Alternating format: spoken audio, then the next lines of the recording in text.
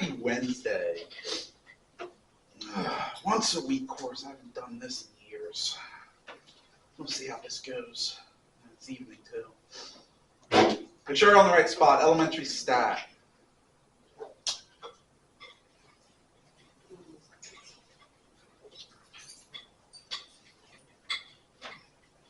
right, Math 125, section 120.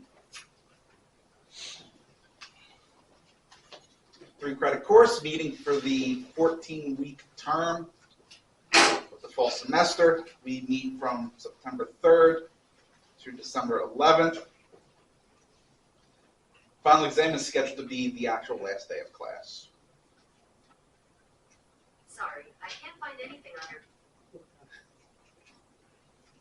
Isn't technology wonderful? Stafford.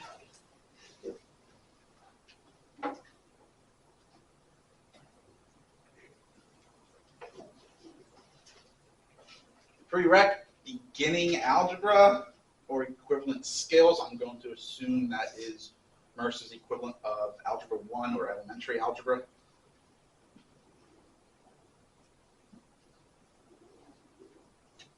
Unless I'm told otherwise, we'll be meeting in this room, HS 203, every Wednesday, 6 to 8:50.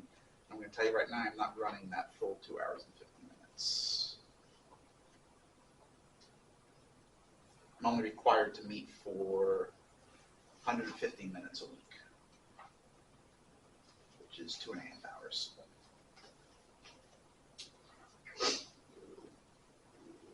Depends on whether I feel like giving a break or not. I'm either let out 8:30 or 8:40. Depending on if I decide to do a 10-minute break or not. We'll see.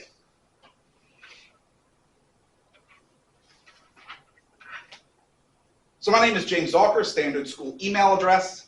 However, the best way to get in touch with me is through Teams.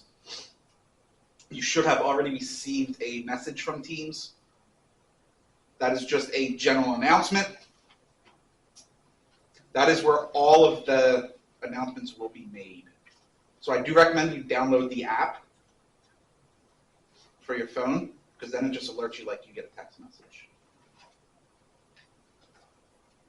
You look like you didn't get the message. Depends on when you added. You may not have been on my roster when I made it. But I will update a magic to the chat and you'll see it.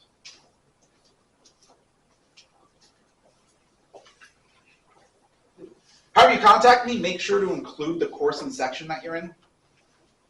And I do try to respond within 2 business days, so that's Monday through Thursday. I typically check 9 to 5. Of course, with Teams, if it's something simple, I get it like at 11 p.m. and I'm up, I might respond. If you do not get a response from me within those 2 days, nice save, then just message me again. One of 2 things happened. I forgot, or it got lost.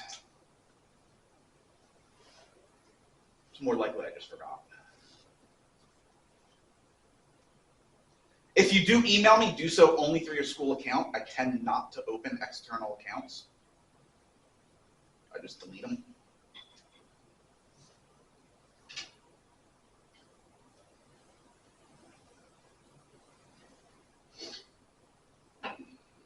So this is stat, which means it's highly likely that most of you are not in the STEM field.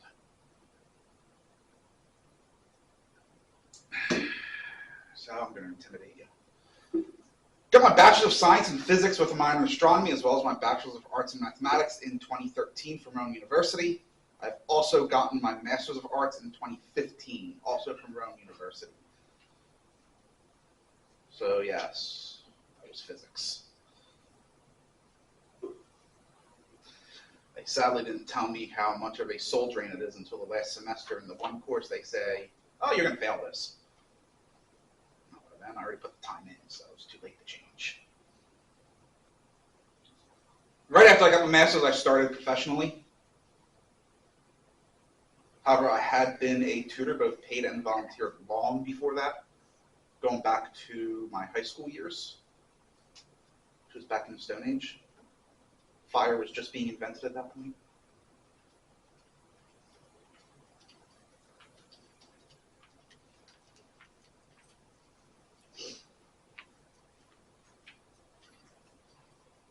I'm interested in just about every application of mathematics.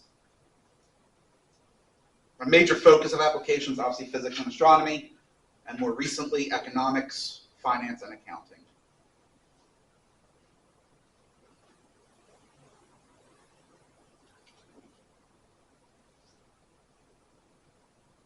Teaching at 3 schools, 6 total classes. Main job is growing university.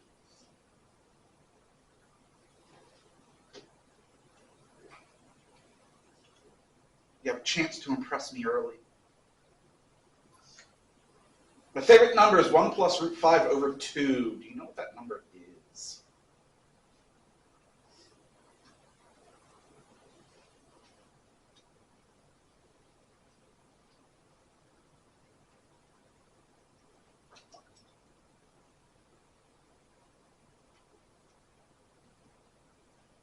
That is the golden ratio.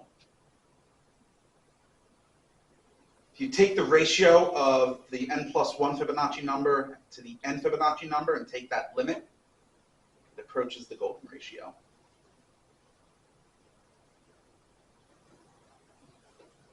And Fibonacci numbers occur everywhere in the universe. Most notably, might still be around. Next time you see a sunflower, count the number of seeds in one arch. It is always a Fibonacci number.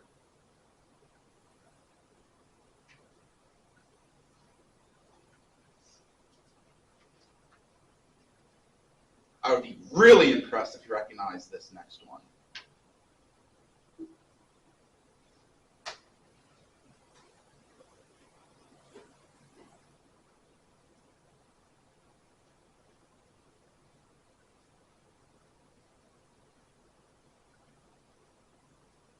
I don't expect anyone to recognize that.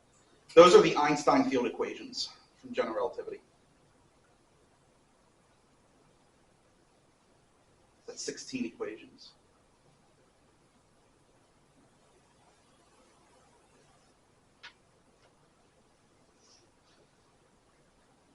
And not that it's going to be any important in this class, but I also happen to love trig. But in a stat course, we don't deal with trigonometry at all, which is a shame. Because trig is awesome.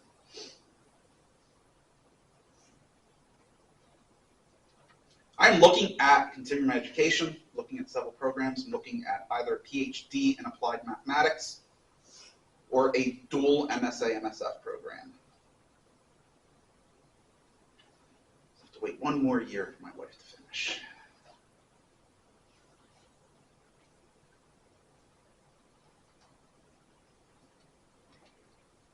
I do not have an office, so all appointments are virtual.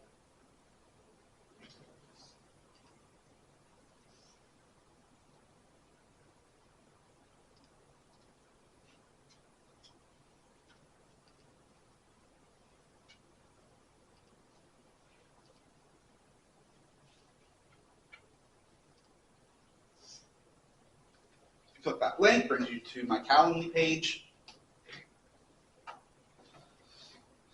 I have appointments, generally speaking, Monday through Friday, 1 to 3. 24-hour notice is required.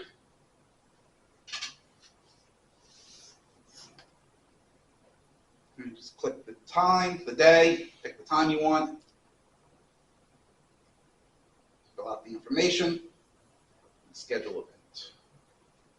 You should receive an email notification confirming the submission. I will then set up the link. It'll probably be through Teams, a Teams meeting. And then I'll either email that link to you or just send it right through a direct message on Teams.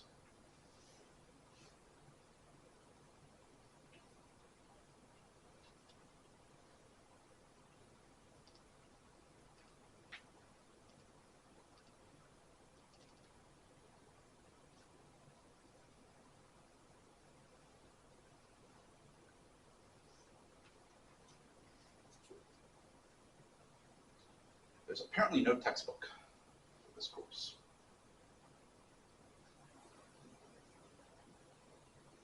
Course coordinator wrote a book. All the notes are available on Blackboard. I'll be going over that shortly.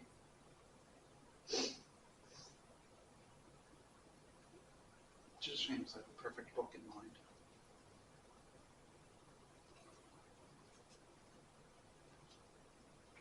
Office 365 account. Y'all have one through Mercer. A calculator, specifically a statistical calculator. TI 30, 34, 36, it says Word. Graphing calculator does stat. So that, I personally recommend the TI Inspire CX2. It is the most powerful and most current model TI line of graphing calculators. I use the CAS version. Has symbolic manipulation. That, of course, we won't be able to use. But they do just about everything. Yes? Yes. So, the problem with the one I recommend is it is pricey. So if this is the only math course you're taking, I would not recommend getting it. Because I think the TI 30 is like $10 on Amazon. Whereas the Inspire CX2 runs 80 or 90. I believe. I know the CS version is 160. If you're only going to be using it for this course, there's no point in dropping that kind of money on it.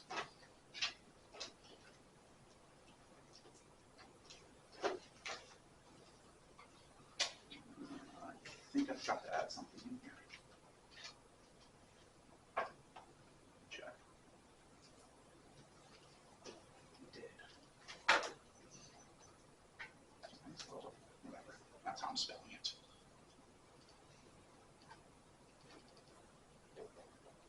Oi.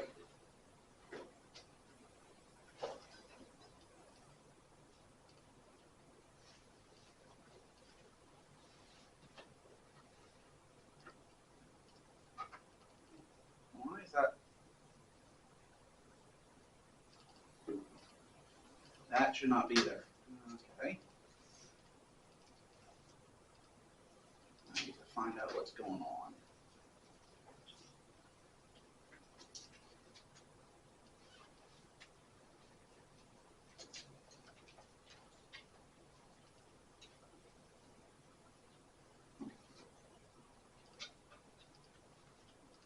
Let's see if that fixed it. No. Okay. So that, and start the slideshow. And I wait. Microphone and webcam will be required for the virtual appointments. Obviously, you're going to need access to Blackboard. Microsoft Teams recommended, as I said, that's how I'm going to be sending out alerts. And the coordinator does require the use of Minitab.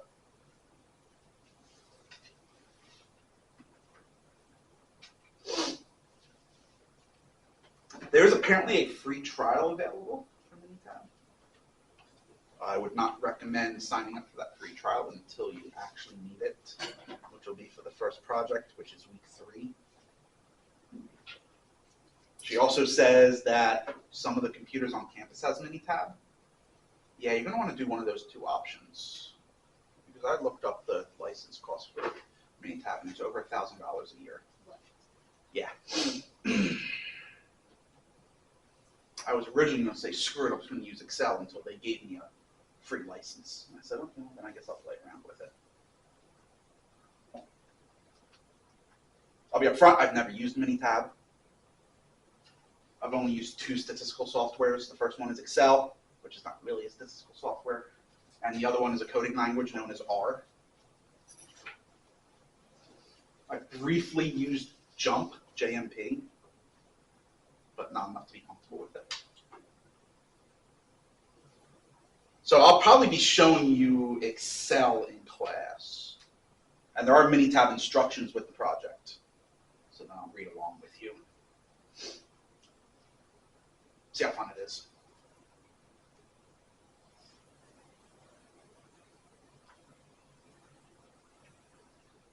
I do record every meeting. Camera up. I also screen capture in case something goes wrong with that recording. So I use OBS for screen recording. It's also how I screen share. It's a lot easier that way. I make the recordings available after the class. I try to do it that day, but videos do tend to take a while to render. They will be up by the weekend. And I reserve the right at the end of the semester to make all the recordings public. Upload it onto my YouTube channel, and probably going to be creating a Rumble channel because YouTube is getting ridiculous with their ads. 30-minute video and you get like freaking 10 ad breaks that are 20 minutes each. It's ridiculous. They don't let you use ad blockers anymore, apparently.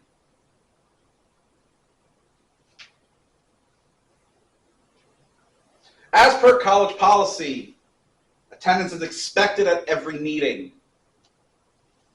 We only have 15 of them. Is it 15? Might be 14. Oh, it's 14. 14? No, I think it's 13. Thanksgiving week, we don't meet. Because on Thanksgiving week, the school does something really weird. And they say Tuesday is Thursday and Wednesday is Friday. So that week, we do not meet on Wednesday. That's odd. I don't get it, but I'm not going to complain about an extra day off. You're also expected to stay throughout the entire duration and arrive on time. I am required to report attendance to the college as well. For this purpose, at every meeting, there's going to be a QR code up on the door. You're expected when you arrive to scan it, check in for arriving, and then again when you leave to check out. For the reporting purposes, as long as you scan it once, you will be counted as being here. That's for financial aid purposes. Right, they just want to make sure that you're actually attending class. If they ask me how long you're in class, that's where I would use both.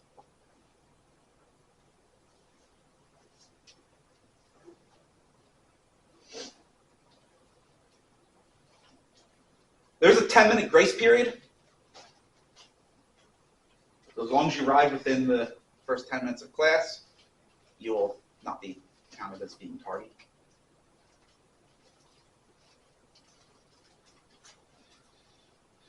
Receive full credit for the attendance on that day. You would have to arrive before the 10-minute grace period ends and stay for the entire duration of the meeting. For half credit, you would need to be here for at least half the duration of the meeting. I do not use attendance directly on your grade, so there is no category for attendance. However, if you're borderline, so you're like an 89.1 or something, so you're borderline B plus A minus. If you have a positive attendance record, you got an A minus. If you don't, you keep the B plus. So I do use it to bump up borderline grades.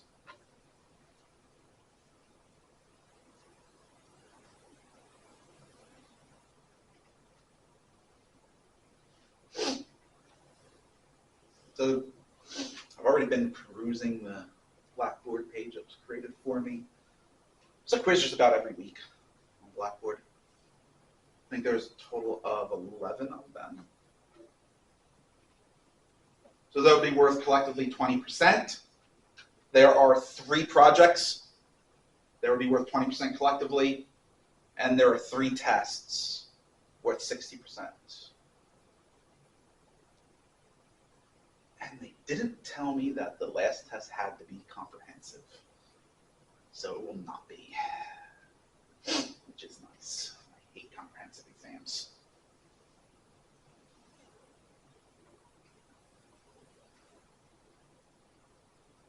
And then the standard Mercer grading breakdown.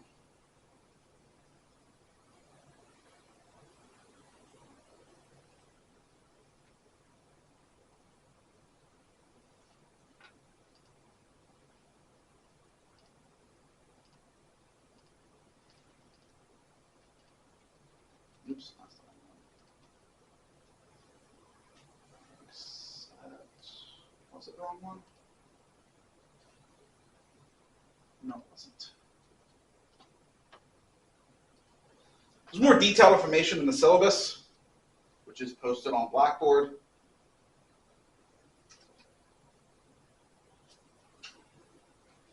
Most of this you can read through.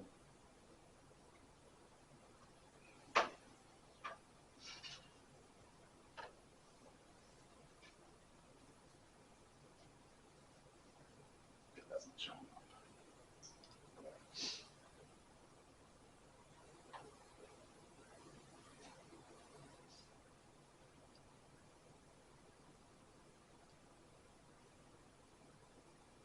It's not difficult getting the free trial. You just go to the Minitab website and sign up for a free trial.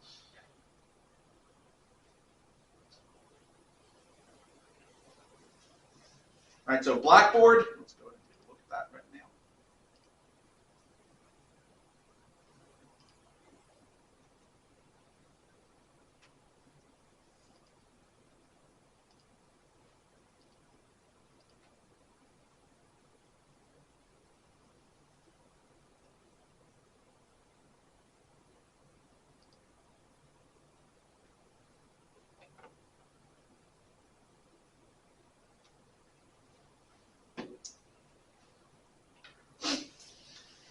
This is the final semester for the old Blackboard layout. The far superior layout, in my opinion. Starting in the spring, they're going to go to the Blackboard Ultra layout, which is garbage. They're trying to make it look like Canvas, and Canvas is awful. So, great.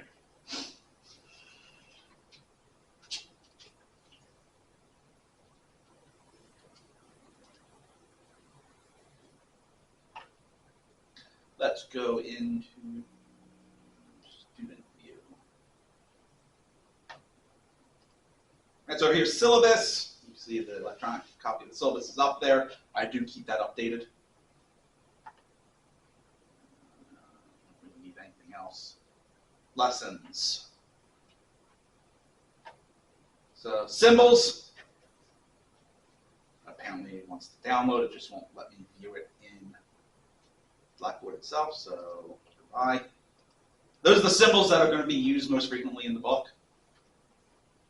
I will try my darndest to stick to those.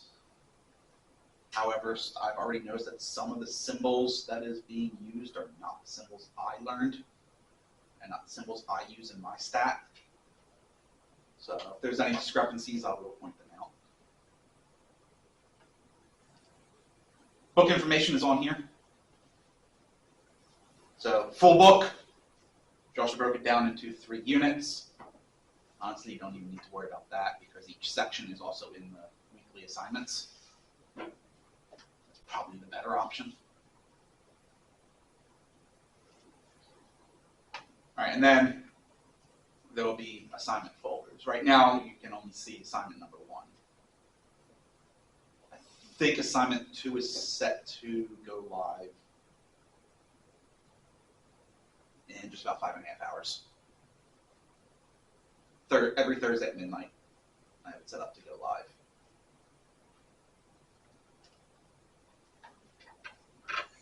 So they're all pretty much laid out the same.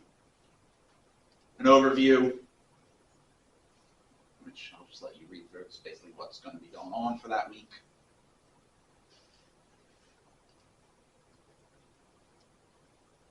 The notes, videos. So if we just look at Section A notes, This is section A of the textbook. So it's also broken down by section. This is, like I said, this is probably your best option to view the book. She's also created videos, which is nice. That means I don't have to do anything except teach, which is really nice. Makes it easy for me. This is actually cool. I never even thought of doing this. There's homework, ungraded homework. And so these are practice problems to work on. And it's set up that you actually have to submit answers on Blackboard before you can view the answer file, which is actually really cool. Never thought of doing that.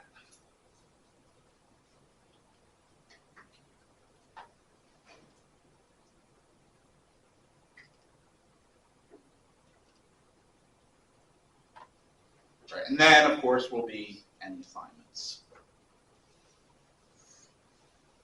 These first count as a grade. Practice Dropbox, I guess that's what she calls it. I call it just uploading the file. It's worth 2 points of extra credit. So that's cool. And then the first quiz is there.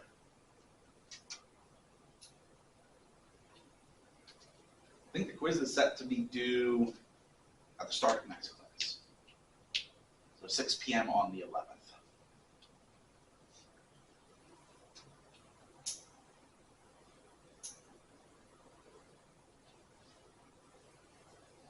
Didn't mention anything about a time limit, so I didn't set one.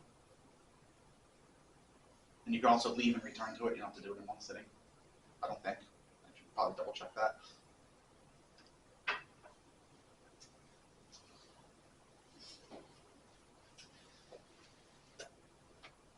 Yep, nope, doesn't say. So you can leave and come back with no time limit, as long as you get it in by 6 p.m.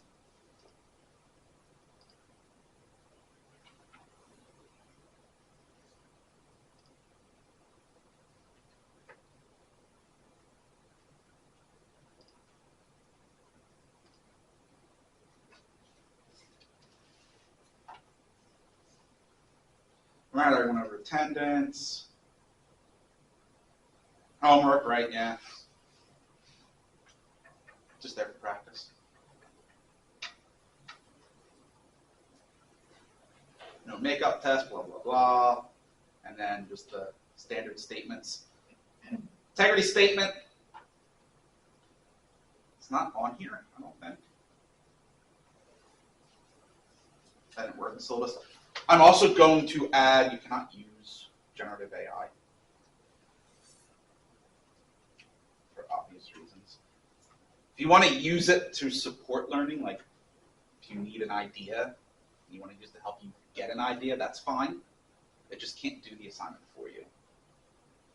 And if you just don't know if you can use it for something, just ask me. ChatGPT has come a long way. It actually does do math now.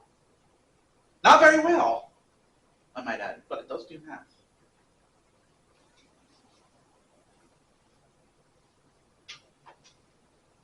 Appropriate conduct, arrive on time. I don't even use wooden pencils anymore. I don't even think there's a pencil sharpener in the room. No, I don't know why she put that on the statement, whatever. Cell phones should be put on silent and put away, with the exception of checking in and out.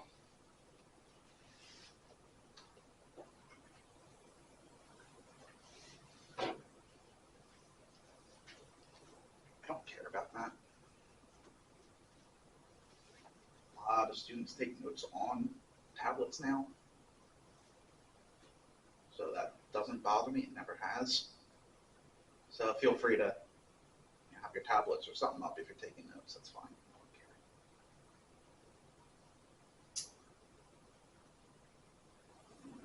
Right, yeah, don't be a nuisance. And that's really ultimately what this boils down to, is just don't be a nuisance.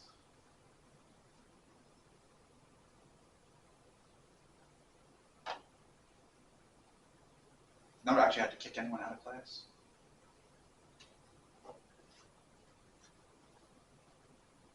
those statements. Oh, that's right. This is just a Word file. Let me go back. Blackboard, because the syllabus on here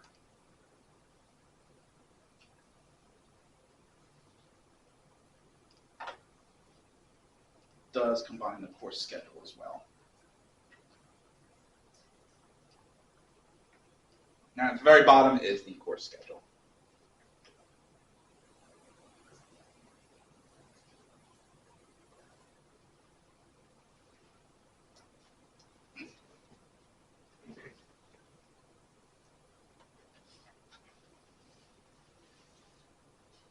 So I'm just going to point out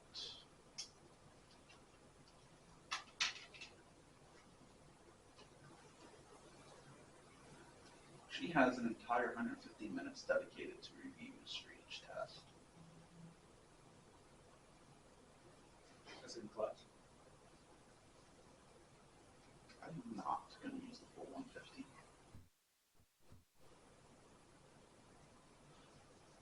Up using some of that time to finish up on things that we couldn't get to, certain problems we couldn't get to. And then maybe come up with some kind of review game for bonus points on the test for the second half. That's generally how I run my reviews. I don't actually do a review. I make it a competition. Make you go into groups and have a bunch of questions. You have to answer them, get bonus points.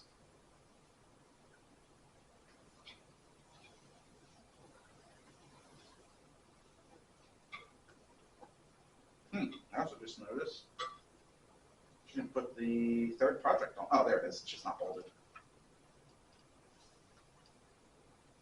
I may fix that and then bold it. Okay.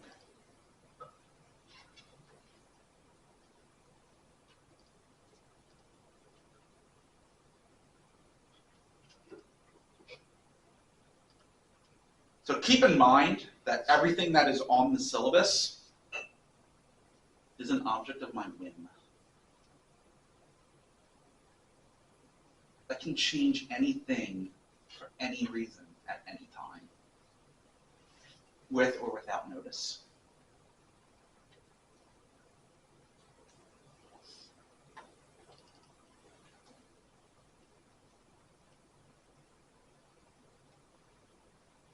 Mathematics is a participation sport.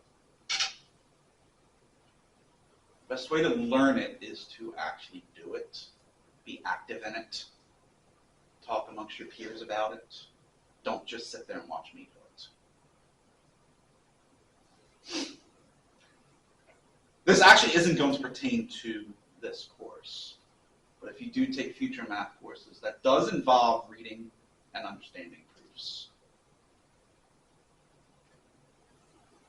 Don't think there are any proofs in an elementary stat course. When studying, you shouldn't really be too comfortable. You shouldn't be in bed, you shouldn't be in pajamas. You should be in like a work setting or study setting, like the library. It's all mental.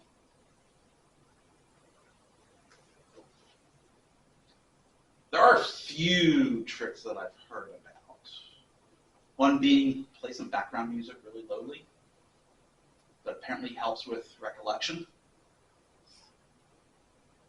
I've also heard you should study 1 to 2 hours before going to bed. That helps with retention. I honestly want to know any of this. I never studied. Yes, I was that student, never studied.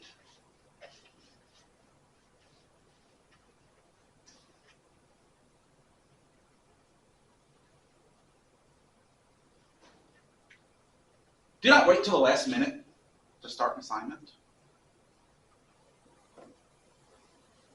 It will most likely not end well for you.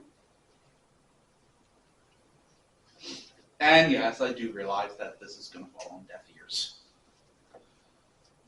you're inevitably going to wait 3 hours before the project is due to start it. If you're struggling, it is best to seek immediate help. Do not wait. Once you fall behind, it is very difficult to get caught back up, if not impossible. So one thing you need to keep in mind, we cover in 14 weeks what you would cover in an entire year in high school, which is what, 10 months? We do it in this case, 13 meetings. So yes, it's very fast-paced compared to high school.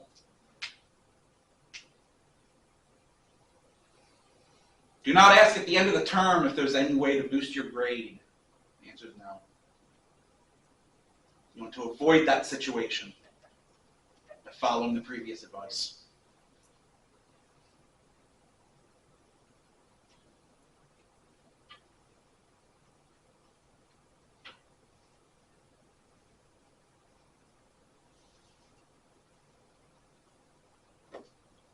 There is one rule that I expect everyone to follow.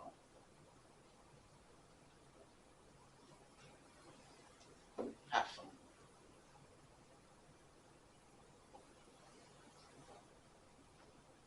Questions, comments, or concerns? We need a couple later today. Well, not today, but next time, next class. Let's see out there. Probably. You actually probably don't even need it today. Fortunately, that's the nature of a once-a-week course. I have to cover 2 class meetings in one day. Normally, I would just go over this stuff and call it a day. I don't have that luxury. But we should be fine. You might need it for the quiz. I don't know what kind of questions are on the quiz.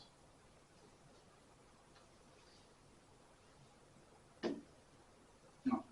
Speaking of quizzes and tests, it is not on here anywhere, right?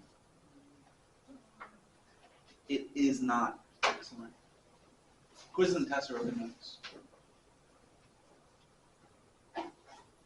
That includes if you use an electronic device to take notes. I'll just periodically walk around and make sure it's on airplane mode. However, if you have to take it in the test center for some reason, I don't think they allow electronic devices, so you have to print them out at that point.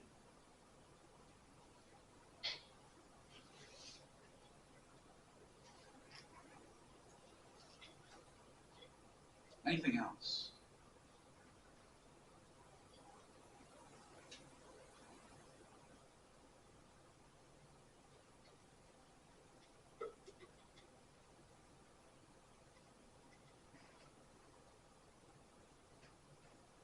So let's do this for, I don't know.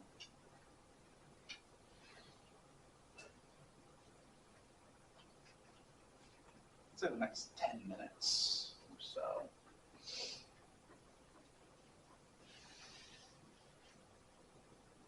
One of the best ways of learning math is to actually discuss it amongst your peers, not with someone like me who's been doing it since the Stone Age.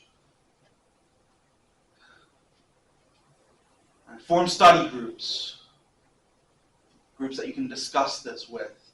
So for the next 10 minutes or so, take the time to get to know each other, exchange contact information, form study groups. Once that time is up, we will then pick up and start learning statistics. So, next 10 minutes is yours.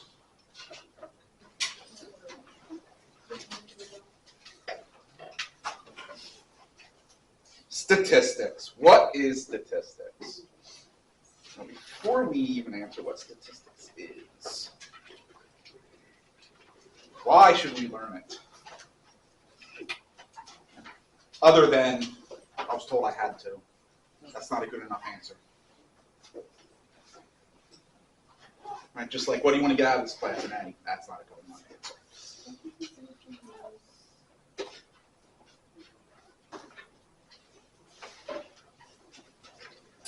Statistics is used to analyze data.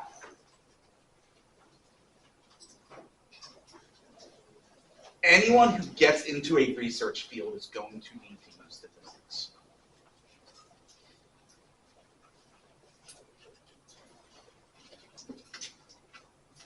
Science of collecting, organizing, summarizing, and analyzing data to draw conclusions. Also provides a measure of confidence in any conclusion. Now here's a bit of note-taking advice. Don't write it down word for word. Only write down the important stuff, the general ideas. I do make these slides available. All right, so you miss something, it's not the end of the world. It goes up on Blackboard.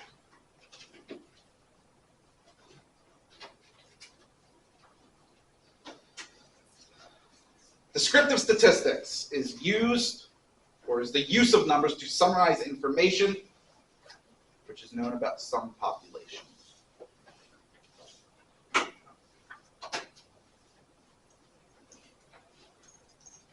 Right. So an example could be, I want to find out how old I really am, so I'm going to ask all of you your ages. And I find the average age. That would be an example of descriptive statistics.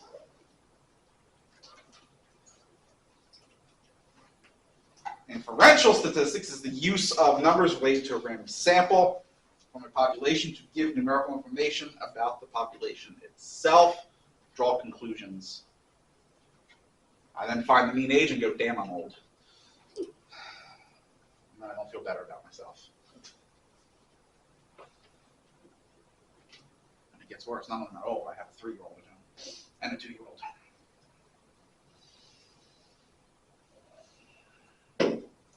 Act like they're twins.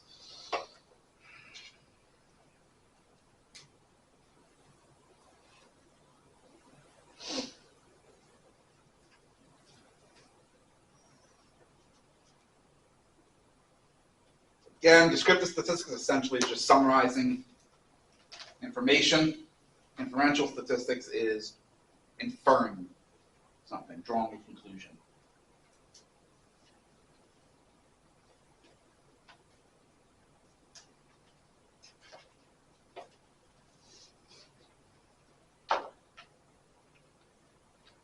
Probabilities are cool.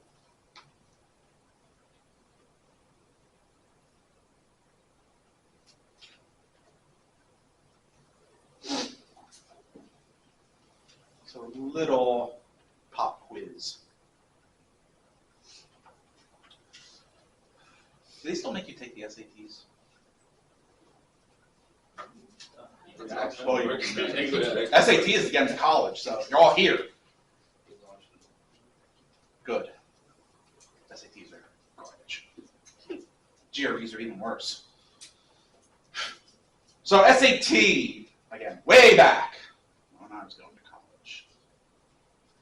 Most of the questions, with the exception of the essay, was multiple choice and you had 5 answer choices. So let's say you have a multiple choice question. I'm going to make it even easier. True-false question. You pick true. What is the probability that you are correct? And that is the misconception. It is not 50-50. It is 50% chance of randomly selecting the right answer. You've selected an answer. It's either right or wrong. If the answer is false, then the probability of being correct is 0%. If the answer is true, then the probability of being correct is 100%. And it'd be like the same thing. You wake up in the morning, look out the window, and there's 3 feet of snow. And you go, what's the probability of getting snow today?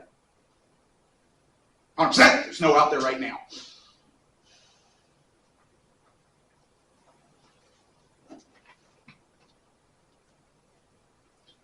Measure of the likelihood that something happens or occurs.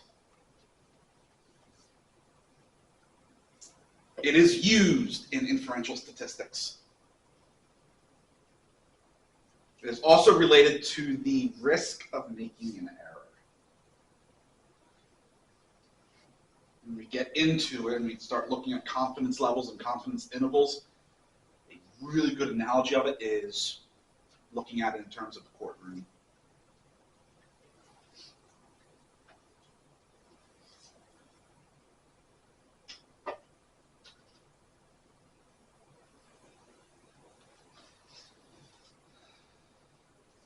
Variable is a characteristic that describes a person, place, or thing being studied. Age would be a variable. Height would be a variable. Weight would be a variable. It doesn't just have to be numbers either.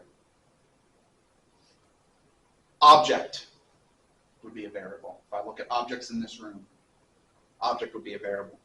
Possible values: desk, person, cup, light.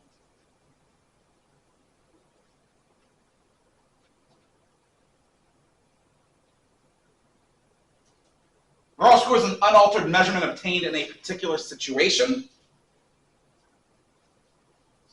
It is this raw information from which statistics is created. Statistics are created. Again, really good example of that. Say I give a test, total of 50 points on the test. You get 48 of those points. That 48 would be your raw score. I would then obviously convert that to a percentage. Right? That's a 96%. But the 48 itself is your raw score.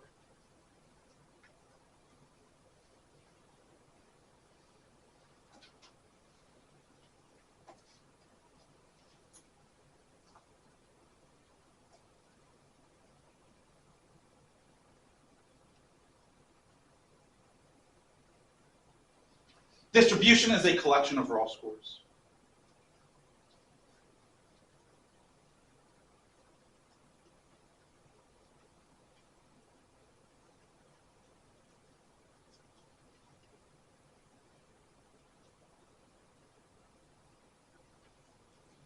So we talk a lot about distributions. For the most part, in this course, we deal with single variate distributions. So we're only looking at a single variable. How realistic is that? Not very realistic at all, is it? I believe elementary stat 2 moves on to multivariate analysis. So you're looking at multiple variables.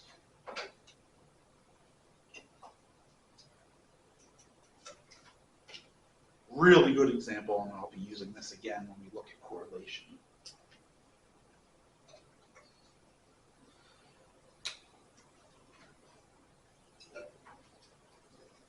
We notice that as on a beach, on a particular beach, as the number of ice cream sales goes up, the number of drownings increase. So they're correlated. But does selling more ice cream cause more drownings? So is that a cause and effect? No. Why? Well, it's hotter. Heat would cause both ice cream sales to go up and more people swimming, increasing the number of drownings. There was a second variable that you didn't consider. And that's not it either. That's not the only other variable. There's a multitude of other variables you have to look at.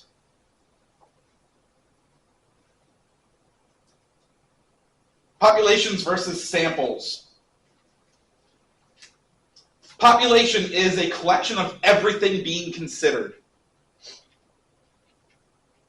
So all Mercer students would be the population. You guys would be a sample.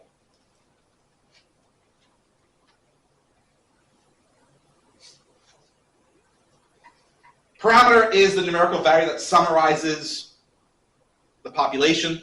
So if you're looking at some variable of the population, we call it a parameter. All right, sample is a portion subset of population under consideration, and the numerical value that summarizes a sample is called a statistic. It's really the exact same thing. It's just we give them different terminology to distinguish between, are we talking about population or a sample? So that is a very important distinction.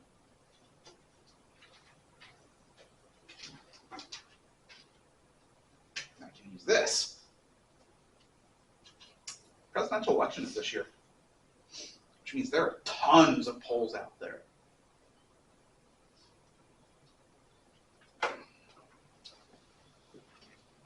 What was one of the most current polls I heard? 49-47. Right, one of the polls had Harris up 49%, Trump 47%. Is that representative of the population as a whole? Does that mean that 49% of all citizens are going to vote for Harris? No, it's a sample. They took a sample, whatever it is, 1,000, 2,000 voters.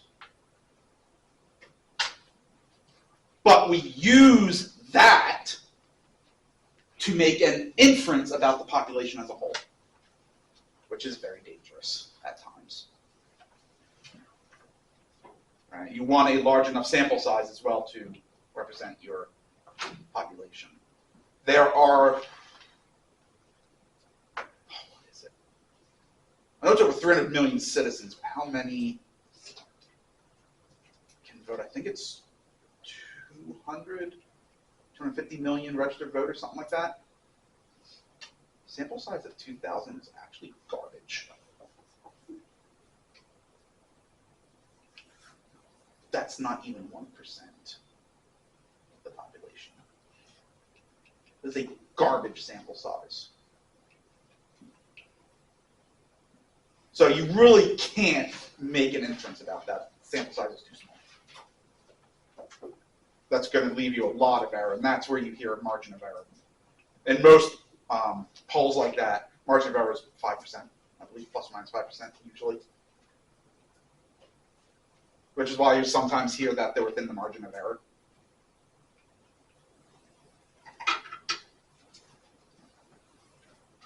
It is also important how you select your sample. I'll go back to the presidential poll. Say we have a poll of, let's say we actually get a good sample size, 250,000 registered voters. And it shows Kamala with a 90-10 lead. And then you realize that most of those polled are registered Democrats. That is now an inaccurate poll. You can't draw any conclusion from that. You need to select your sample generally at random. Right? You want to get a good representation of your population.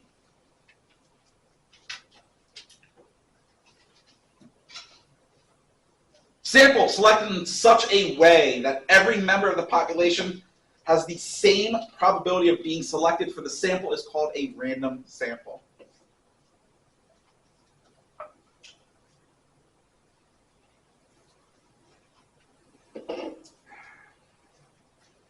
There are many ways of collecting samples. God, many of you are probably too young to remember this, walking the ball and having those annoying people come up to you taking surveys. That's one way of collecting a random sample. More commonly now is it's in a database, and you just roll a random number generator. That also has a problem.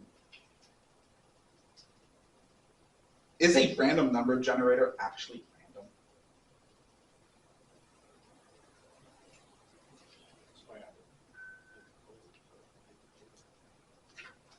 It is not. It follows an algorithm. Since it's following an algorithm, that by definition means it's not random. So the actual name for RNG is pseudo-random. So it should be a PRNG. Because it's following an algorithm to simulate randomness. So in general, it is impossible to get a truly random sample. Because even if you go with you're just polling people that walk past, you're not being random. You may look at someone and decide that, no, they're not going to be a good fit for this survey. Well, now it's not random, is it?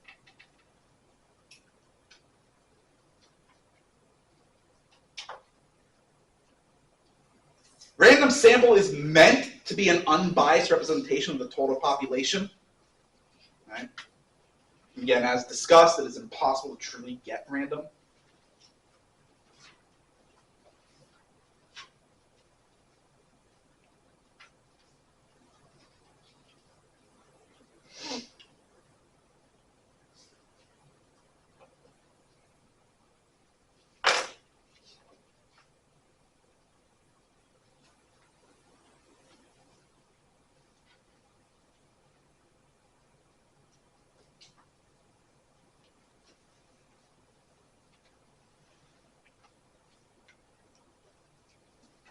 Types of variables.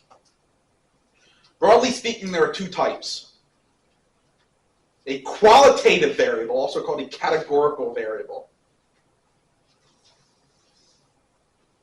These types of variables generally are qualitative. They describe something.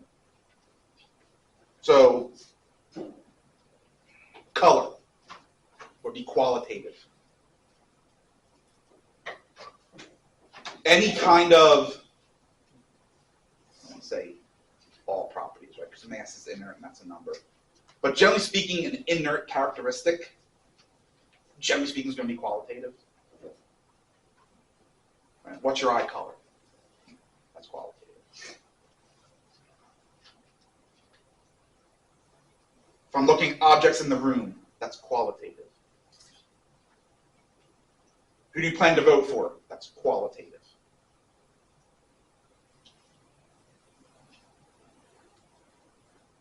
Then obviously we have variables that are numbers, and these are quantitative. Right? It's a variable that represents a quantity.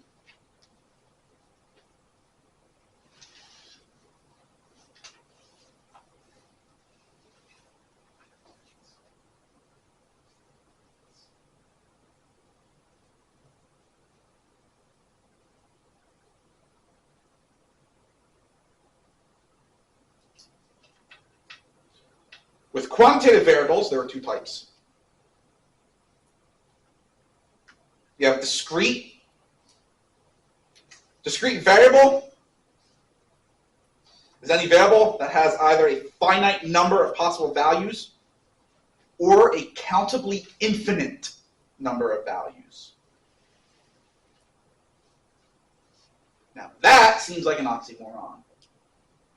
How can it be infinite but countable?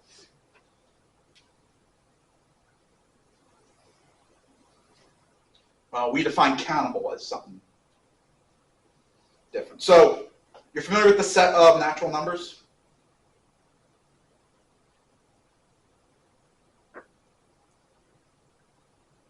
Depends on the text. Either 0, 1, 2, 3, 4, 5, or just 1, 2, 3, 4, 5, so on and so forth. Right? We call those the counting numbers. I do not include 0 in the set of natural numbers. Because when you're counting, how often do you start with 0? Not very often, right? Counting something, you generally start with 1. So that's why I don't include 0 in the naturals. Just depends on the text you're looking at. Some texts include 0, some texts don't. So what we say is a set is countable if you can find a one-to-one correspondence between the values in the set and the natural numbers. So you can assign each element of the set to one of the natural numbers. The integers are countable. The rationals are countable.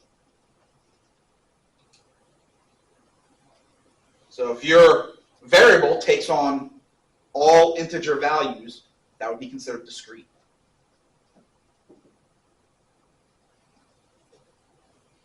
If it takes on fractions, that would be considered discrete. They're countable. On the other hand, if it's not countable, so it's infinitely uncountable, then the variable is continuous.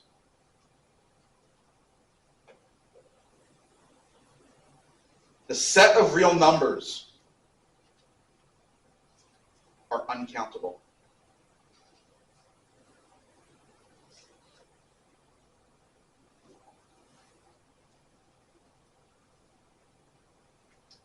The interval 0 to 1, is that countable or uncountable? Uncountable is just one. You said countable? Uncountable. Uncountable. Yeah.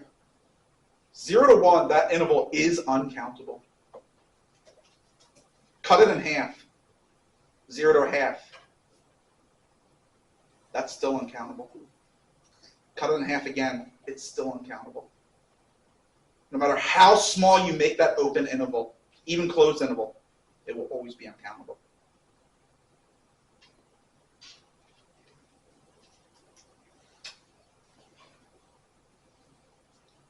We say that the irrational numbers are dense. You don't need to worry about what that actually means. But that's why any open interval is going to be uncountable. Take the two smallest fractions you can think of. There's an infinite number of irrational numbers between them. 1 over a Google and 1 over a Google plus 1. So Google is just 1 followed by 100 zeros. So it's a very large number. 1 over, it's a very small number. So you're getting two fractions that are extremely close to each other. There's an infinite number of numbers between them.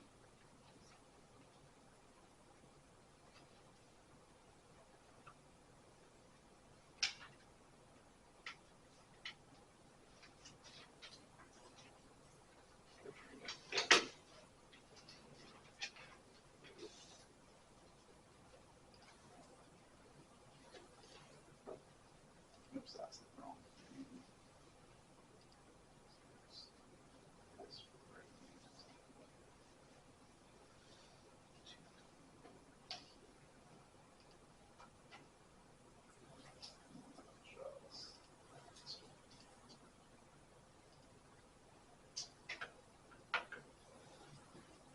So we're going to state which of these would represent discrete data and which represent continuous data. Okay,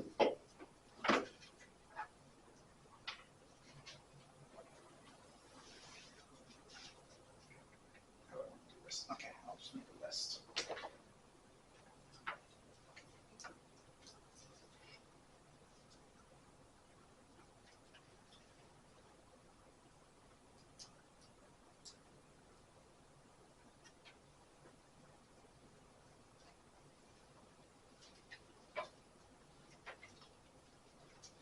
Number of shares sold each day in the stock market. Would that be discrete or continuous? Discrete. Okay, so I have both continuous and discrete. Why do you say continuous? It's a number. No, I said discrete. Oh, you said discrete? Yeah, I said. Who said continuous? You did. Oh, sorry. Why do you say continuous? Because it's number of shares sold, we can count money in a stock market. Okay, but is it talking about the dollar value? So why do you say, I'll now make up for my mistake, why do you say discrete? Because, number is something that can be counted. Why can it be counted? You say? Well, why can it be counted? So what's the set? What values can that variable take on?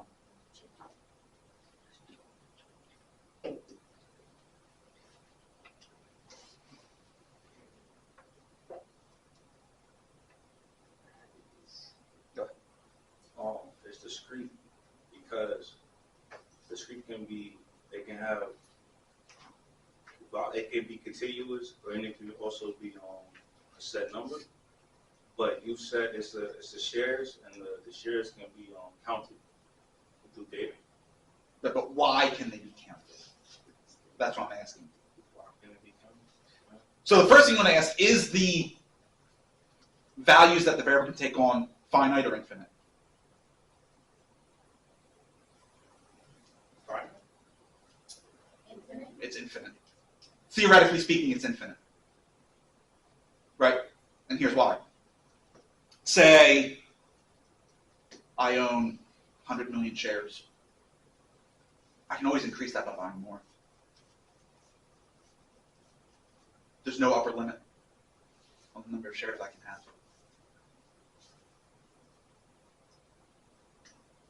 So it's infinite. Which now boils down to countable or uncountable. Well, think of it. Go ahead. I would say uncountable, only because it's just a how many online shares and True, but there's still a total number of shares. Specifically, it's a whole number of shares, isn't it?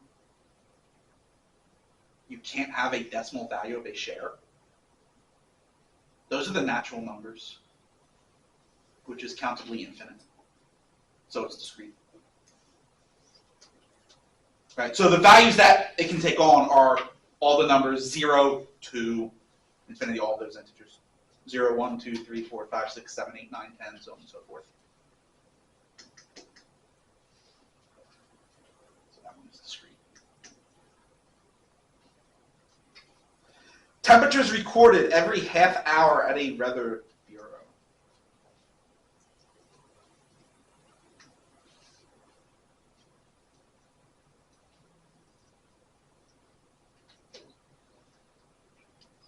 So again, first ask yourself, the variables, are there a finite number of values it can take or an infinite number?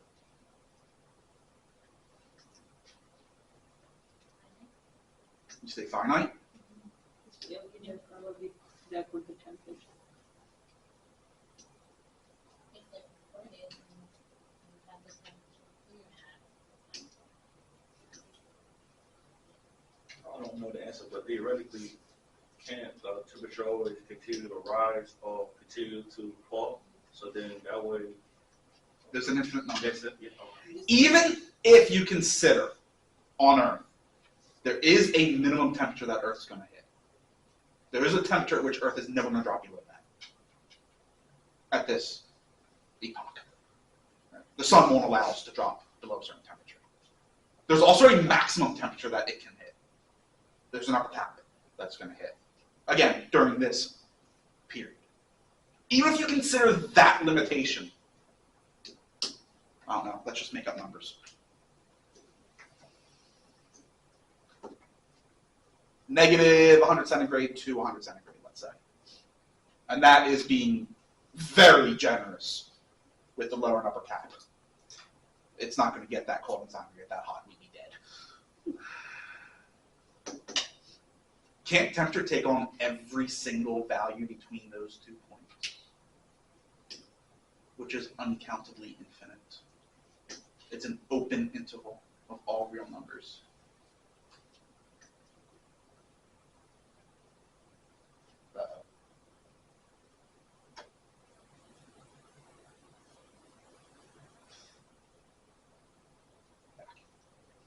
So temperature would be continuous.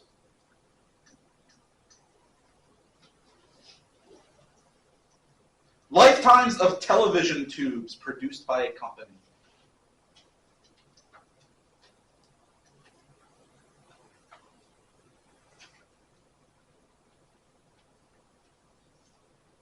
What's the television too? It's they're the inner workings of a television. It's what helps to project the screen. I honestly don't know if tubes are even in televisions anymore. Those are like, again, the really, really old ones back in my day, televisions, not these fancy LCD ones. Or I think they're now LEDs.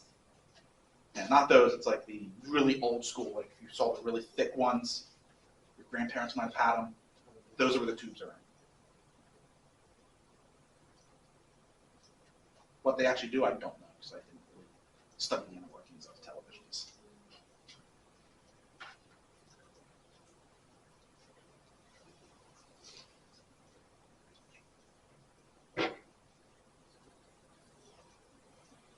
Yeah, but just like a light bulb, they have a lifetime, right? Eventually they burn out. Discrete. You say discrete, why do you say discrete? Because it has an expiration date. True, but just because it has an expiration date, does that mean that it's going to expire at that time? Isn't it possible it could last longer or last shorter?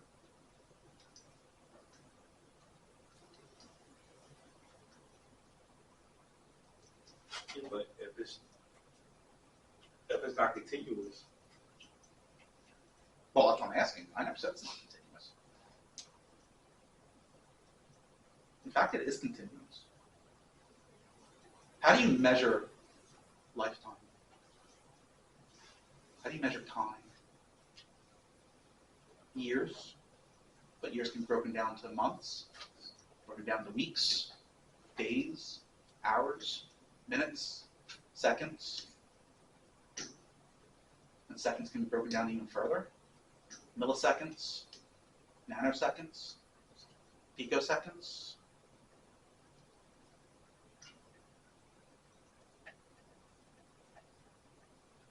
So again, you're going to have an interval, right? 0, which would be really bad, right? It means as soon as you turn it on, it blows out. Doesn't last at all.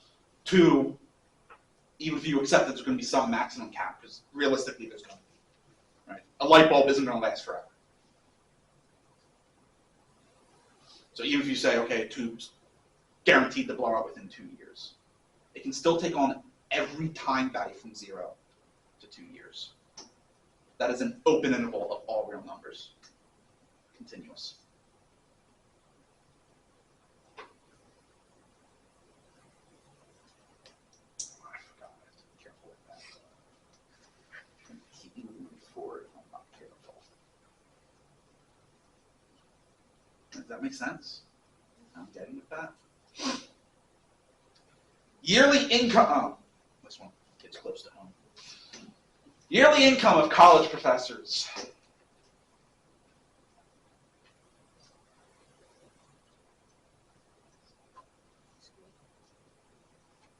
Discrete.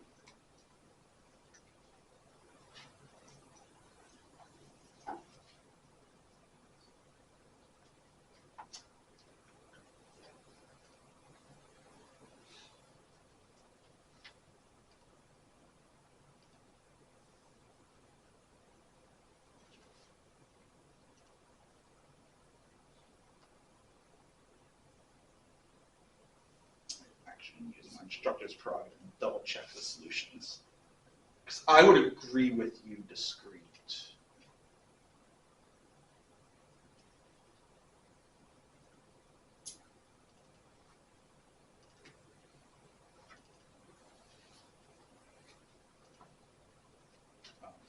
see, it's a PDF.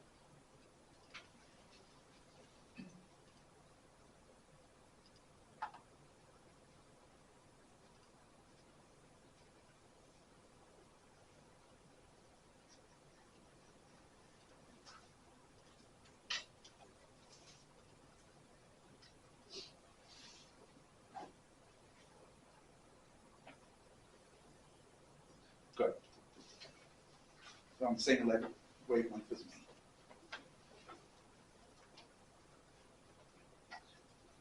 I agree. That is discrete.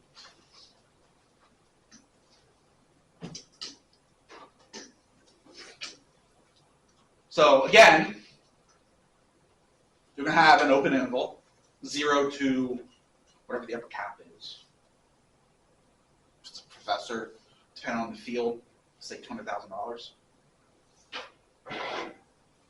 Yeah, some engineering professors do make like $150 a year.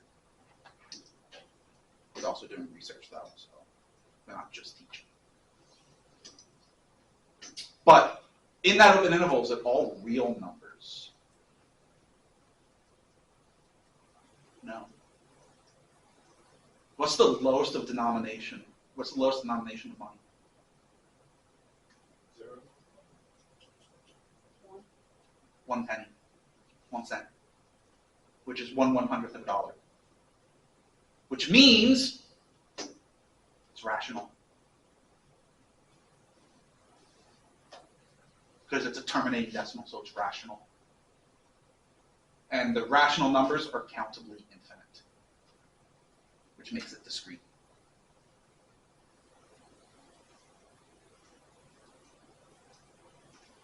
And finally, lengths of 1,000 bolts produced in a factory.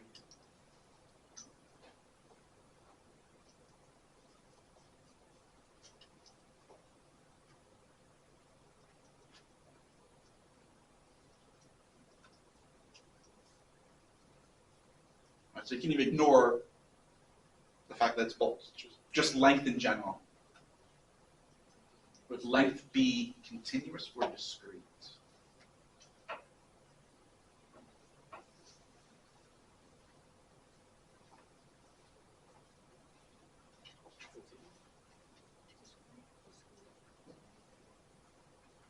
Why do you say continuous?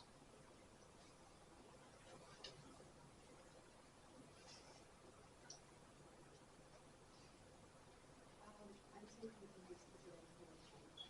What was it? All length can change. Like, you can continue increasing your length.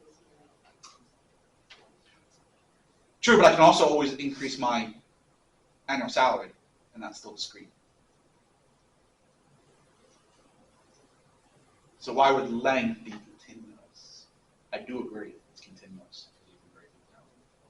What's the smallest denomination for a unit of measurement in length?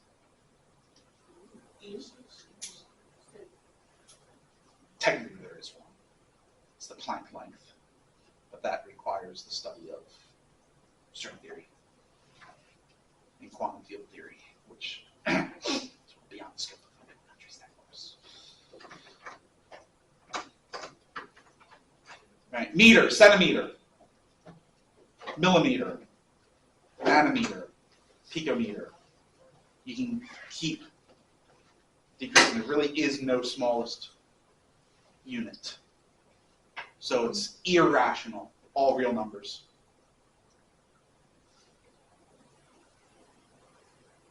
Which automatically makes it continuous. So A and D are discrete, the other three are continuous. Why does that matter? So it's not going to occur in this course because this is just an elementary course, but if you take an advanced stat course or a junior level stat course where you delve into the theory, the way you analyze discrete and continuous variables are different. Discrete is summation. Continuous is integration. Both require Calc 2, but it's two different ways of analyzing. That's why it matters.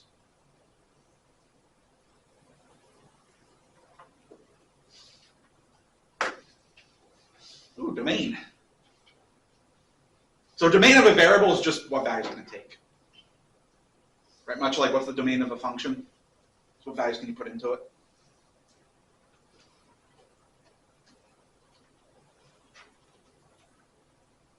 So number of gallons of water in a washing machine.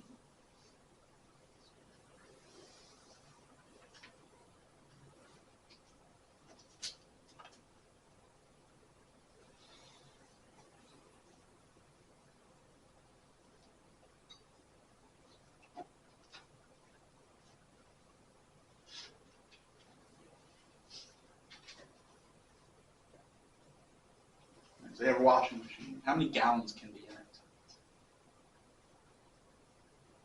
Not that much.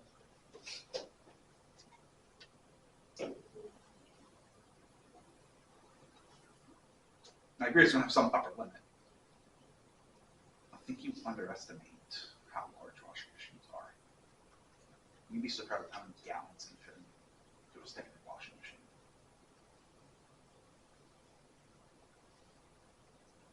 So a jug of, easy way to look at it, jug of milk is 1 gallon. Yeah, that's not even going to coat the bottom of the washing machine. 1 gallon won't even coat it.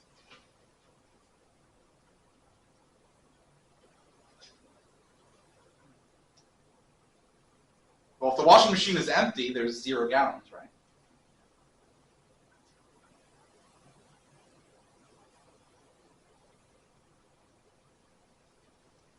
Maximum capacity of the washing machine. Right, so let's say the washing machine can hold 50 gallons. You can have anywhere from 0 to 50 gallons in the washing machine at any time. So that'd be the domain. 0 to whatever the max capacity is.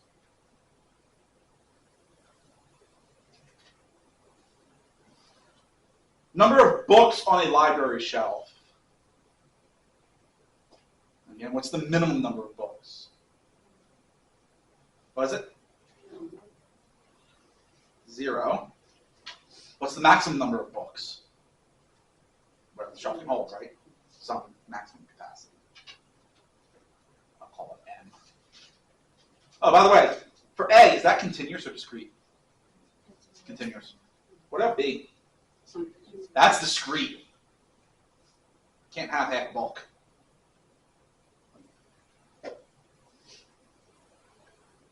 It makes no mention of, well, even if it was asked for a number of pages, that would still be discrete.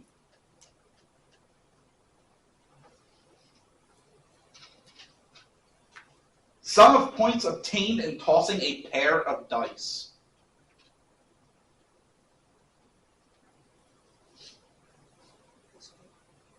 I agree it's discrete. What's the domain?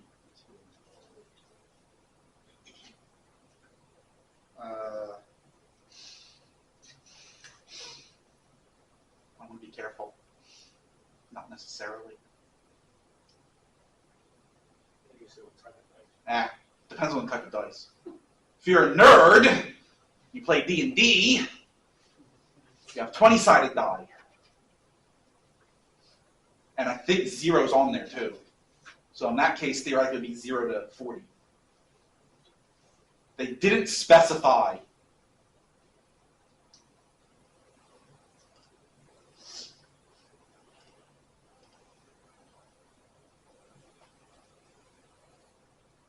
The solutions are assuming standard dice.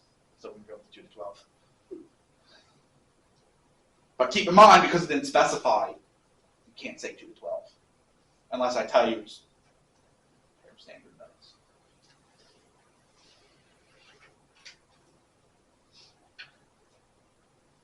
Oh, how dare he bring in geometry. Diameter of a sphere. Oh, and actually, I'm sorry. I've been doing open. These should be closed.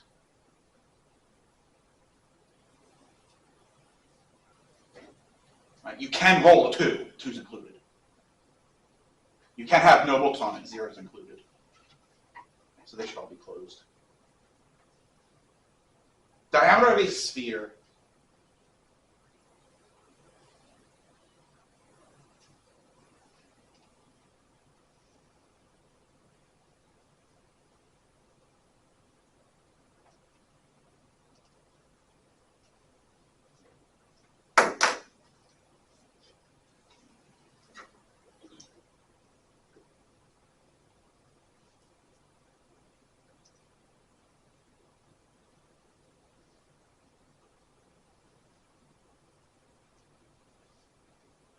continuous. It is continuous.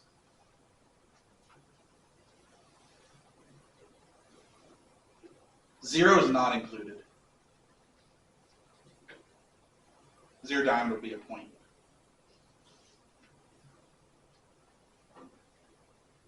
But theoretically, you could have an infinite diameter sphere. Oh dear.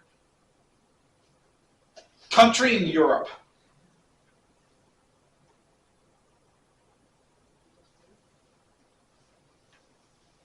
Is that based? I'm not writing out all the countries in Europe because I don't know.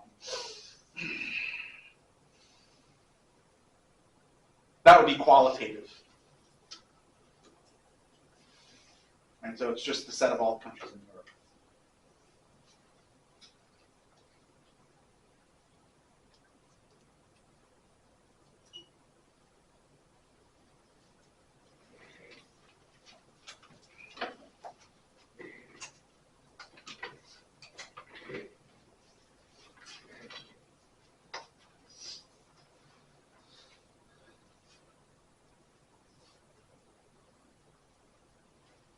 Population.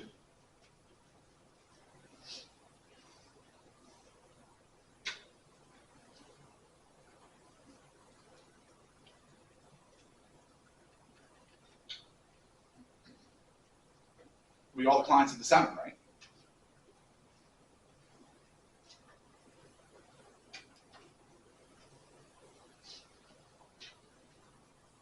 Sample.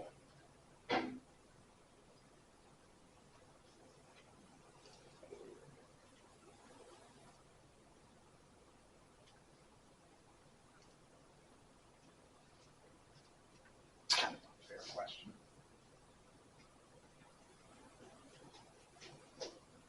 Or just be whatever sample of clients you pick.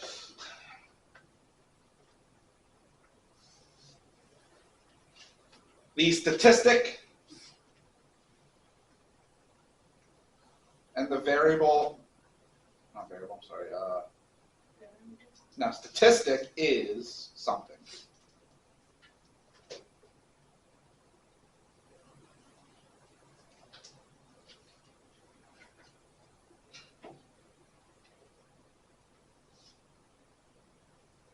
Oh, I think they're using different terminology than I do, than we are.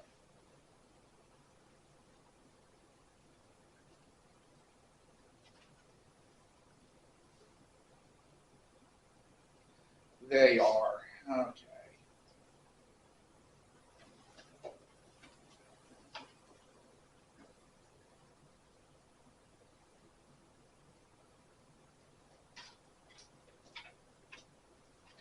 This source, statistic is parameter, variable would be the statistic. So I'll go back and I'll fix these.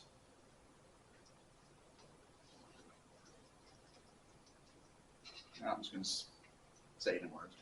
Right? Parameter is the mean amount of time that all of their clients exercise, whereas the statistic would be the mean amount of time that that specific sample, chosen sample, exercising. Right? Imagine the same thing, it's just of different groups. Population as a whole versus just your sample. And for the sake of time, I can come back to those later.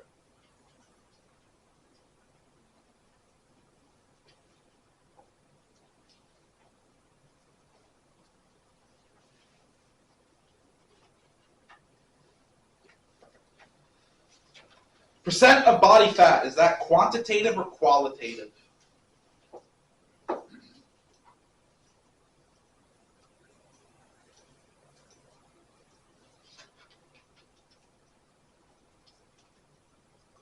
How is this going to work?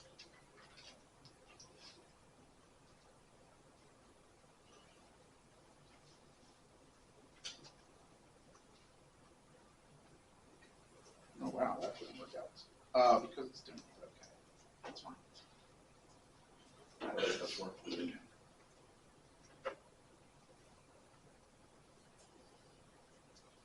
It's a number. Quantitative. And be continuous.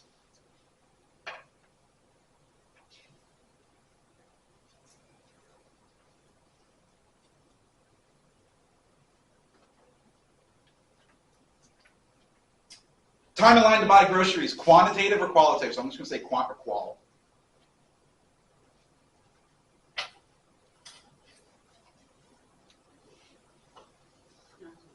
So is it a quantity or a quality?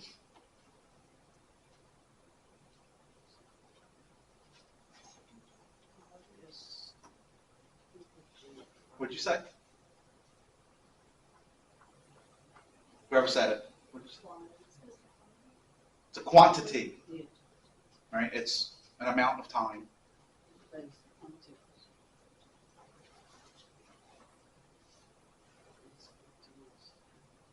it's continuous.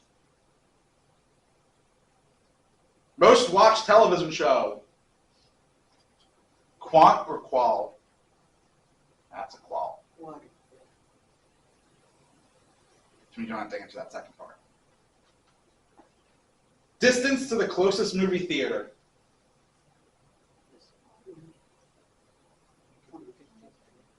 Discrete or continuous? That's continuous.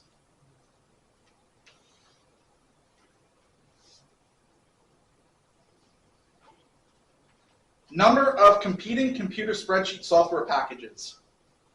Say that 5 times fast. Is that quantity or quality? Quant. Discrete or continuous? Discrete. Whole number.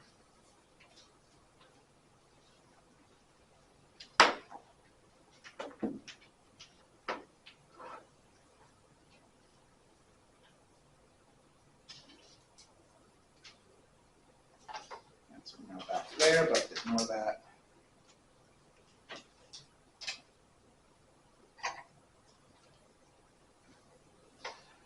Because now we're going to look at measures. Starting off with measures of center.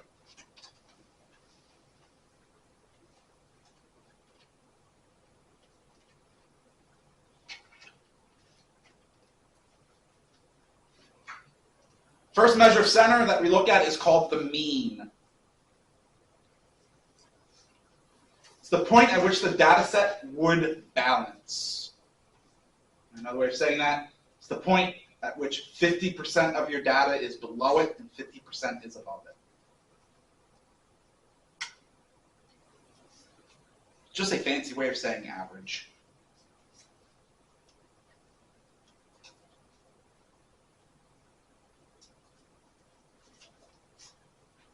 The mean is affected by extreme values. So it's non-resistant. Right? It's not resistant to extreme values.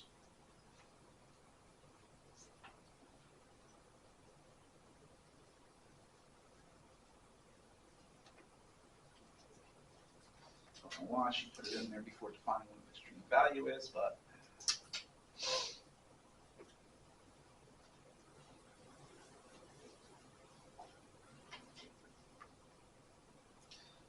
so 2 means, one for the population, one for the sample. Population mean. Sum of the values divided by population size.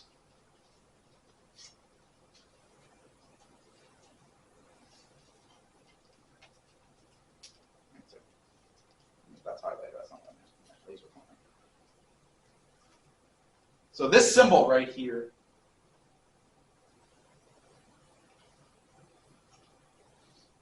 that is a capital sigma. The Greek capital sigma means sum, to summation. That is the lowercase Greek letter mu, mu.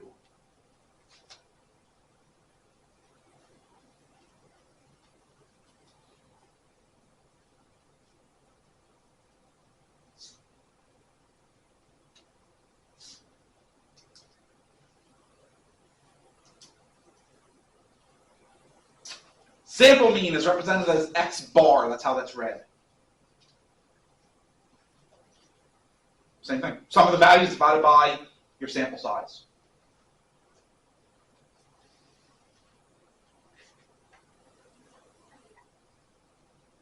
And that's going to be a running theme. The statistics or the parameters rather, would be Greek letters. Statistics will generally be Latin. For population, we're going to be using capital letters. All right, so for population size, it's a capital N. For samples, generally we use lowercase, so lowercase n.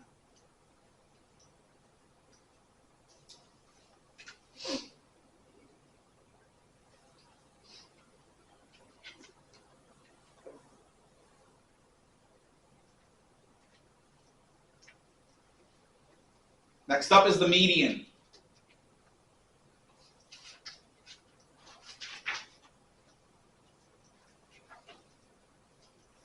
The median is the data point that divides it in half.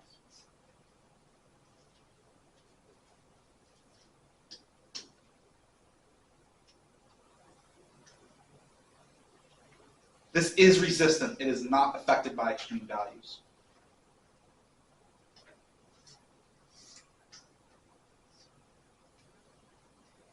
So another way to think of median is the middle value.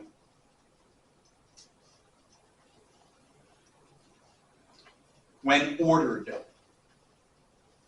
So you have to write your data ordered, ascending.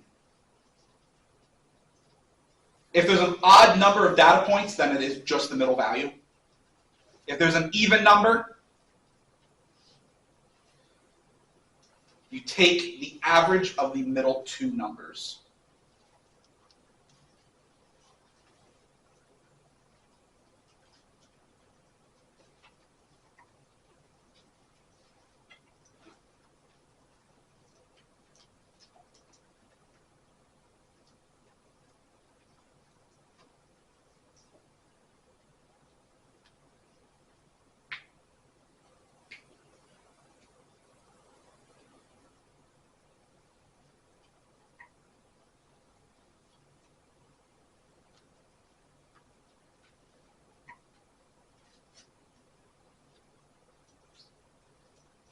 Shape of a distribution. If your mean is larger than the median, we say that the data is right skewed.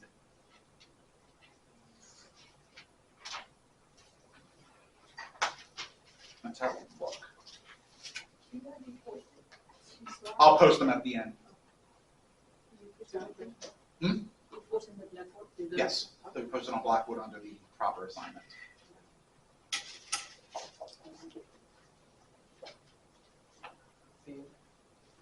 If the mean is smaller, it's said to be left skewed, right? Again, that's how it would look.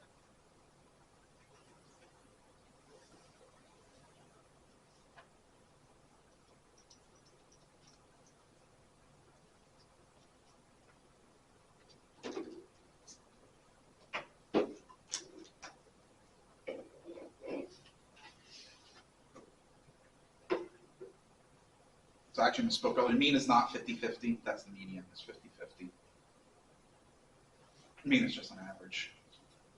It's what balances. So think of like a scale. Just do the whole.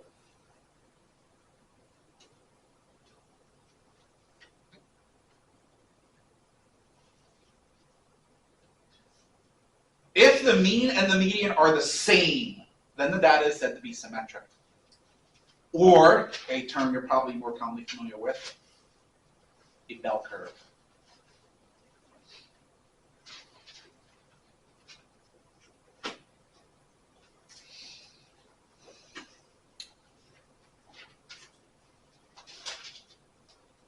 That never happens.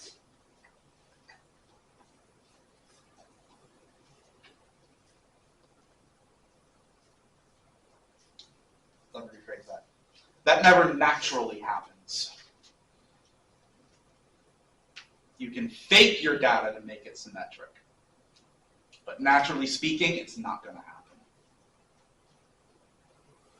You're always going to have some kind of skew. Maybe not as drastic as what was shown on the previous slide.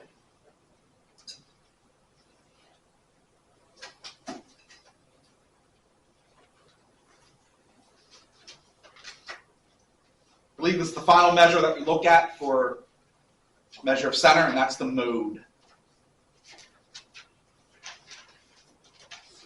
Mode is just the value that appears most frequently.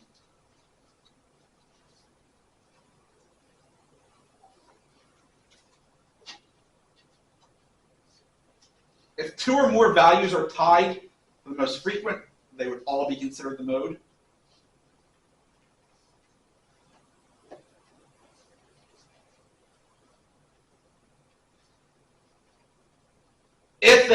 If all the values in your data set have the same frequency, so they occur the same number of times, then there is no mode.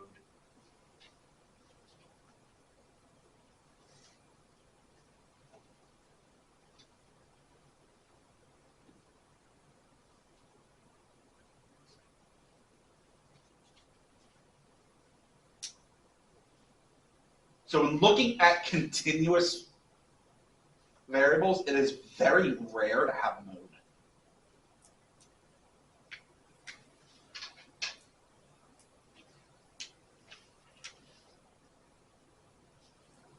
I'm just going to go back to height. If I just look at all of you in here, the chances of two of you having the exact same height are negligible. So it's said to be 0% chance.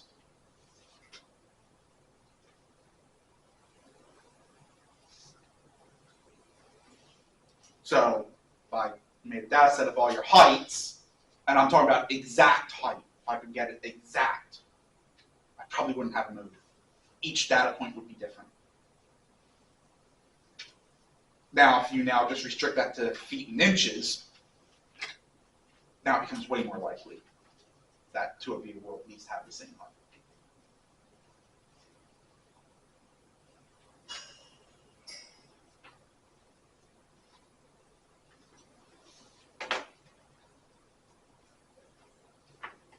This will hit close to home.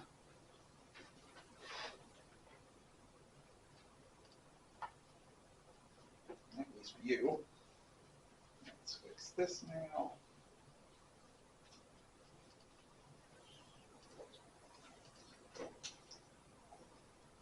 Grades of a student on 6 examinations are given.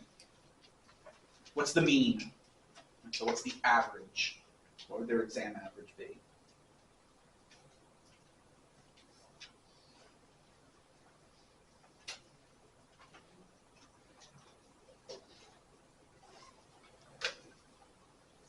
What is that value we have to adding?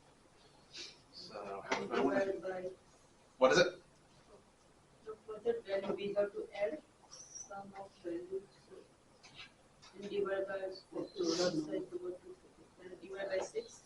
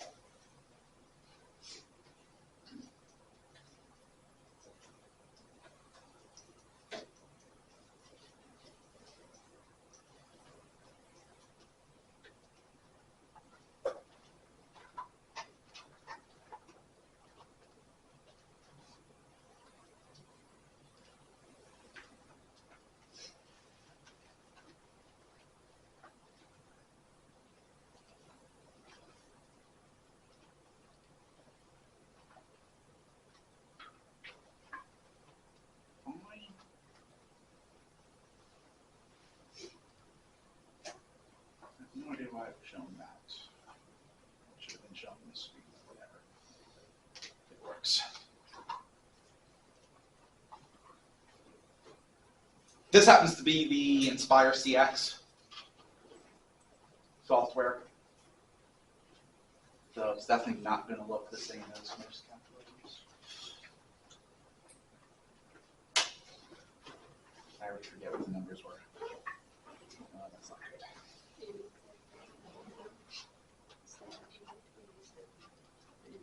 84 plus 91 plus 72, 68.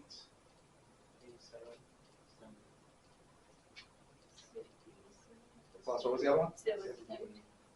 78? What's wrong with that?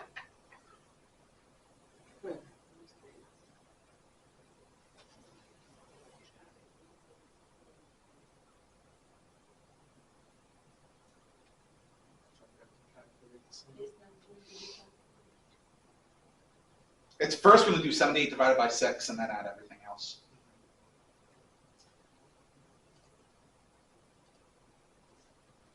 Be careful of your parentheses. Now I'm going to get what I want. Averages an 80.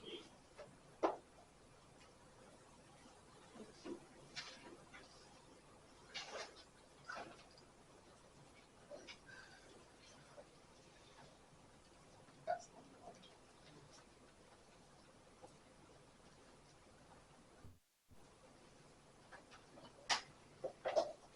That's average.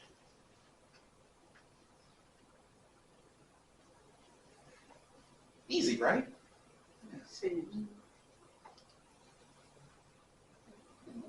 Do I have one? Yeah, okay. Until you get something like 1,000 data points. That is why we invented technology.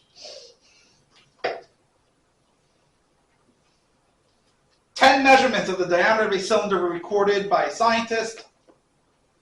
Given there, find the mean of the measurements.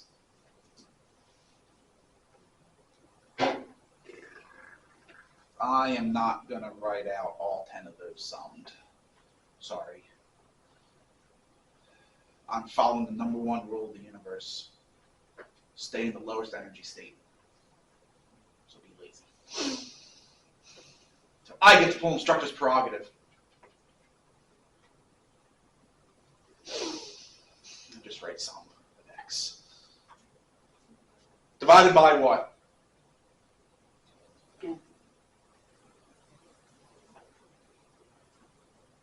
So sum up all those values, divide by 10.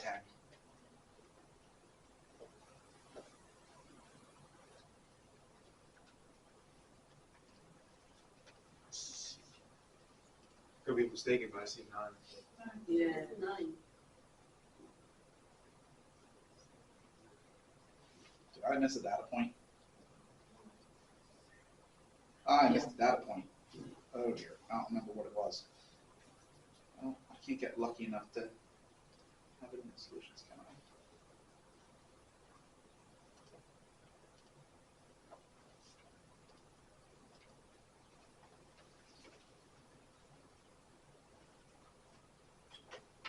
So 2.88, 4.59, 2.97, 3.92, 3.95, 3.93, 3.92.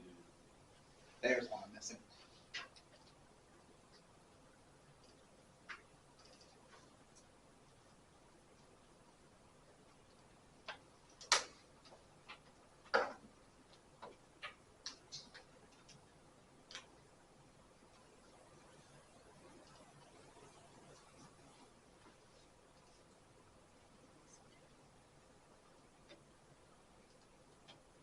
We're talking about there are 10 data points there. Yeah. Just delete that part of the recording, never happened.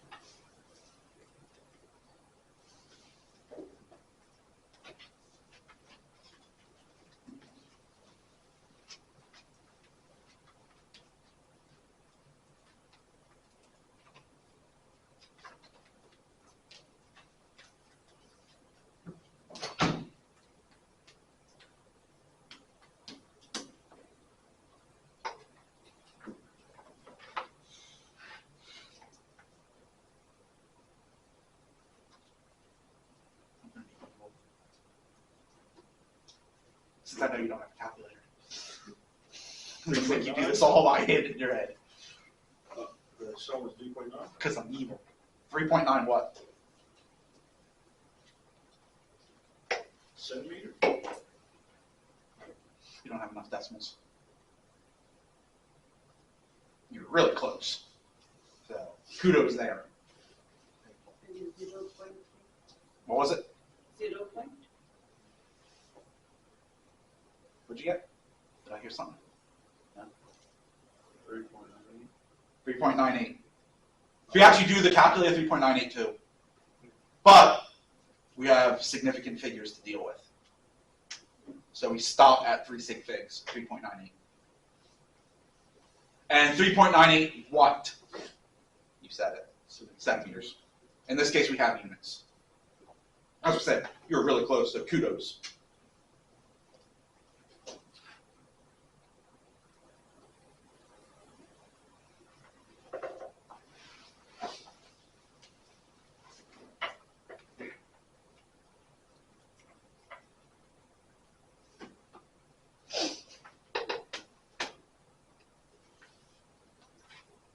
$100 numbers. 20 or 4, 40 or 5, 30 or 6, and the remainder 7. What's the mean of the numbers?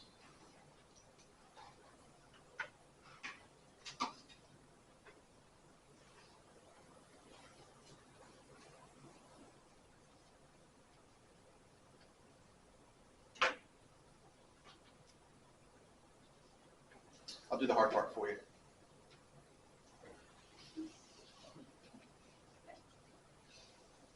That was the hard part. Actually, this isn't as terrible as it looks. They tell you 20 or 4. Right? There's 24s.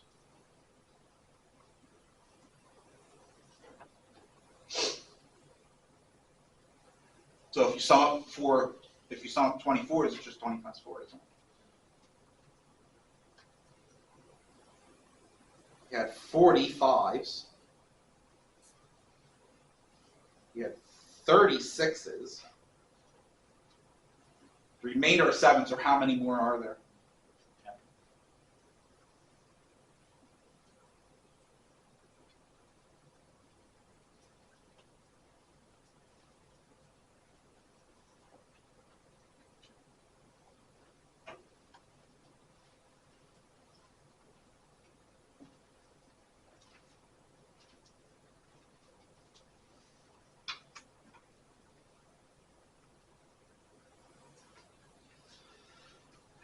$250, $450, $530.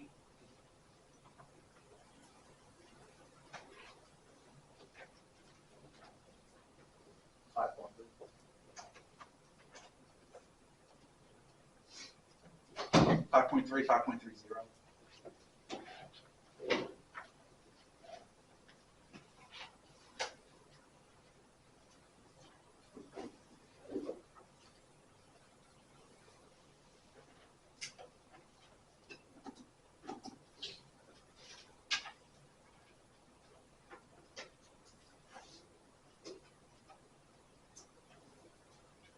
Similar idea. Company has 80 employees, 60 of them earn $10 per hour, 20 earn $13 per hour. Determine the mean earnings per hour.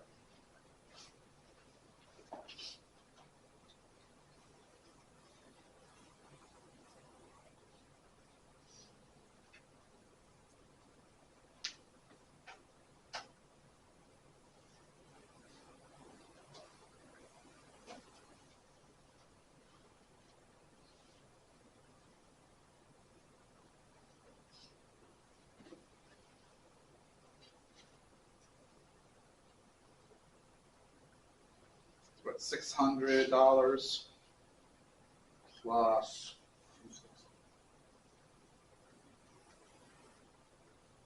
$60 all divided by 80.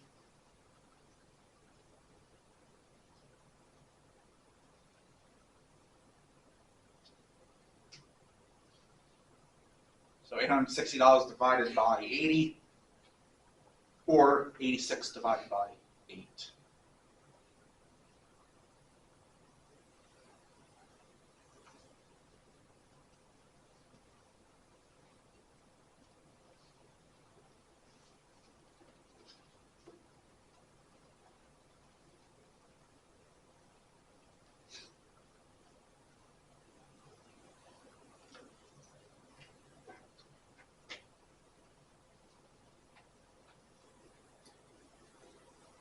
It's technically per hours. Average earnings would be $10.35 per hour.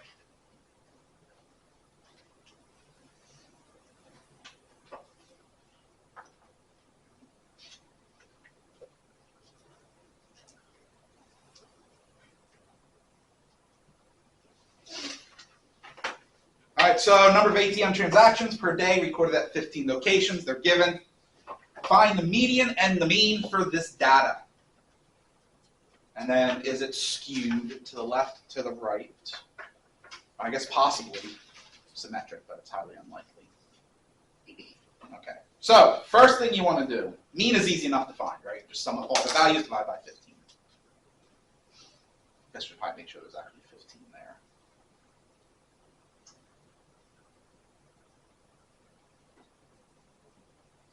Perfect.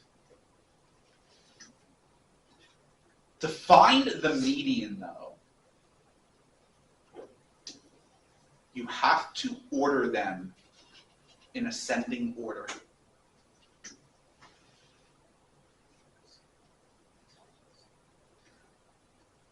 That can be a pain for larger data sets. So I'm going to show you how to do it on Excel.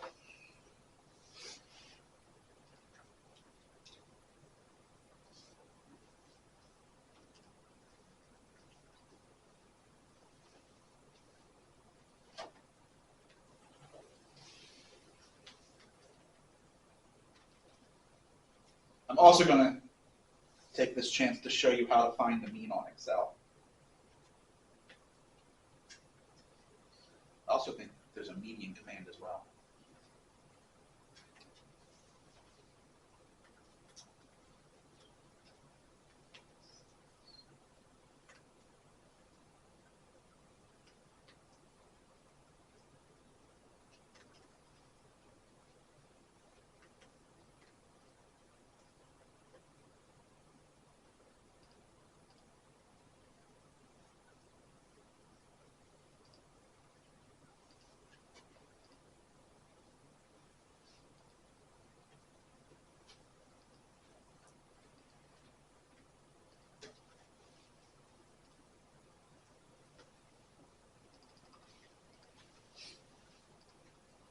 Let's do a little zoom in to make it easier. All I did was put in the data. Here's how you sort it.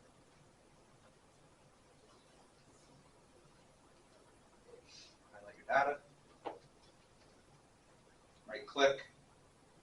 Sort. Smallest to largest. Oh, it's not showing you that crap. That's what it doesn't do. Is there? I don't think there is there?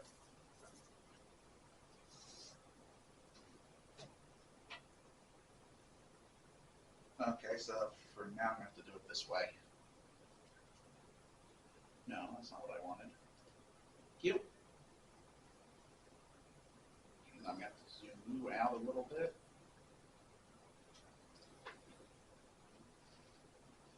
Right click, sort, smallest to largest. There's your order data.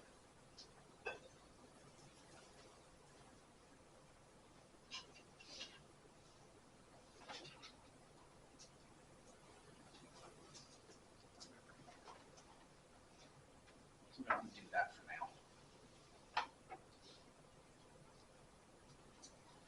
Once everything's highlighted, I can also give it a name. Click up here. Call it something, I'm just going to call it data. I could call it ATM transactions, right? Whatever.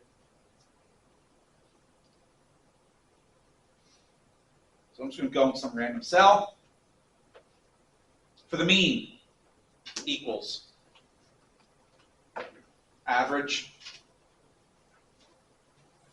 of the data. There's your average. Like I said, I'm also fairly certain there's a median command.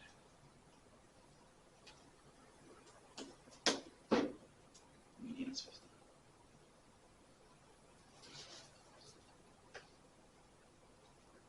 So I'm going to resort this just so I can show you how we would do it. Find the median without it. So, odd number of data points, right?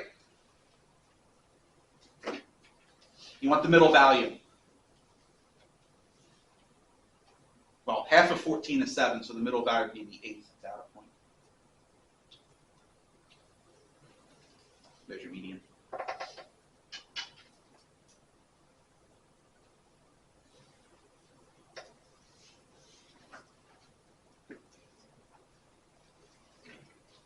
Actually, what I'm going to do is move these over.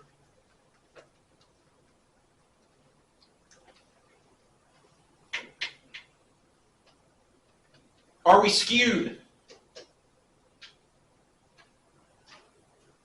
Yes. Is it skewed to the right or to the left? Right.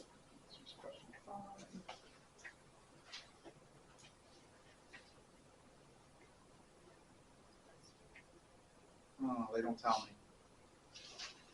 I think I added that. That means I have to remember. I have a terrible memory, so I have to look back at my definition. Right skewed. Right. Mean larger than median means right skewed.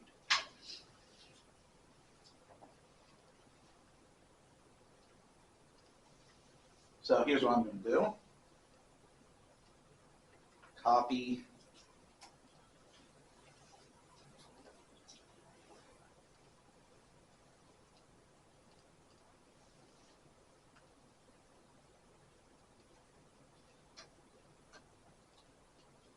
Oh, really? Oh, I'm not going to do it as a picture. And of course, then you want to do that to me. Yes, of course you do.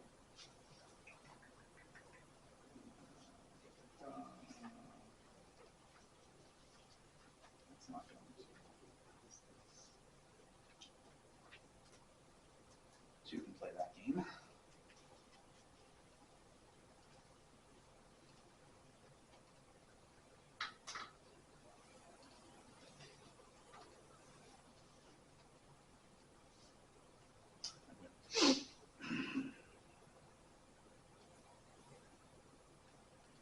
Again, path of least resistance.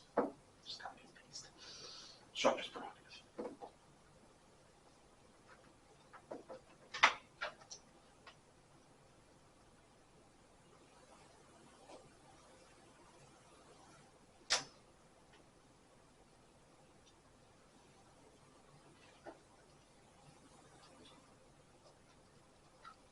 Mean, median, mode. I think today I probably will just go to 850 just so I can cover everything. Because they shouldn't give me any time to do the syllabus review.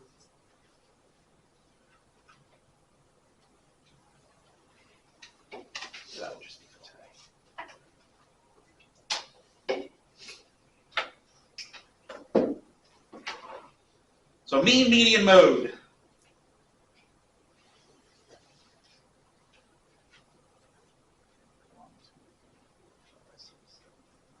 Now what?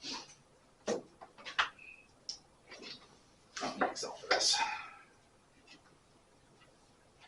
This is a small enough data set. Should be fairly simple to order it as well, right? So I'm going to start there, right? Because we want median as well. That's the only reason I'm ordering it. If it didn't ask for the median, I wouldn't care. Smallest is 2, right? So 2, 2, 3, cross those out. 3, I think that's the only 3, right? 5, 5 is next. How many are there? 3? 1, 2, 6, 2 6s, 1, 8, an 8, no. and a 9.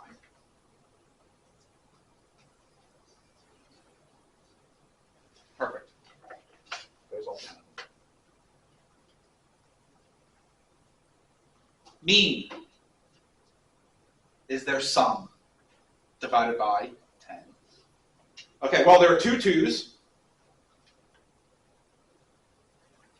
1 3. There are 3 5s. What's 3 times 5? 15. 12. 2 6s. 8, 9. All divided by 10.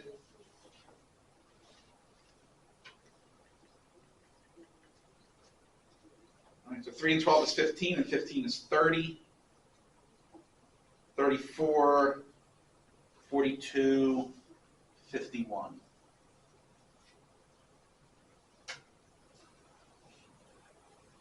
There's your mean.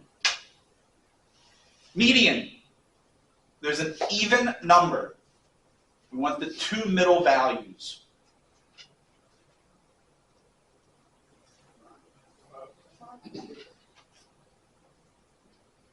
5 and 5. All right, so we're going to take those 2 values to find the median. We want the average.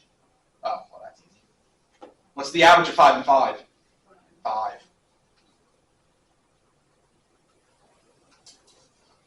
So median is 5. I am going to write it out just to be clear that I'm finding the average, which just happens to be 5, versus picking a 5. Mode.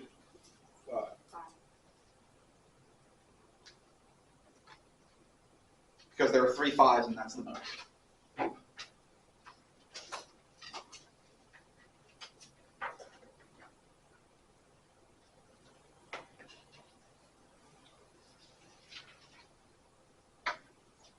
Well, now I have to deal with decimal, so damn that.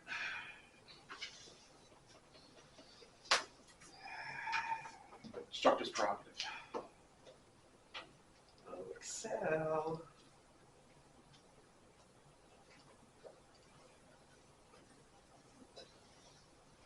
1.6, 48.7.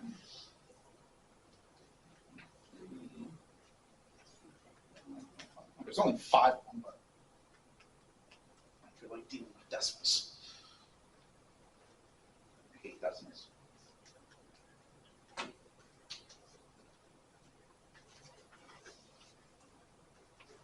Uh-oh. Okay, so I can't call it that. Let's call it a data 2.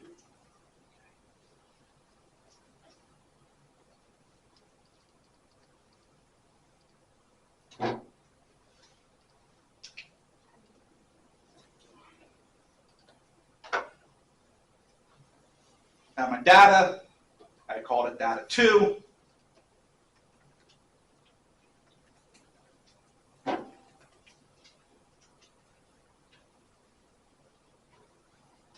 And equals the average, data 2, that will give us the mean, right? 49.8.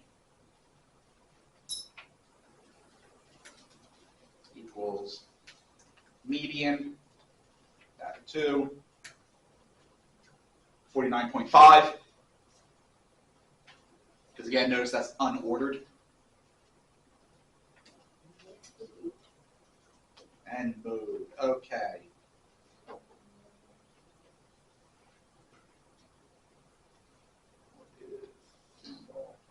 I think I just want the mode. Yeah, they added new values. So if I wanted to use the new one, I think it's mode dot single. I'm going to test that. Data 2, NA, there is none. So I can't really test it. That's annoying.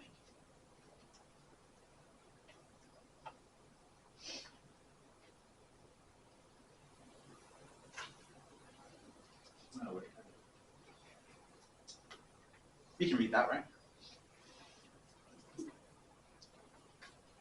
Oh. I think you need to get a new prescription then. It's so obvious.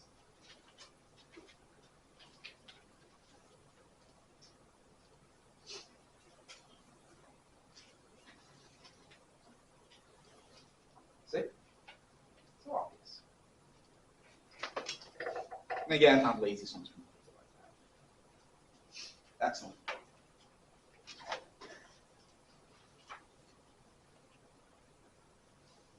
Yeah, question, okay.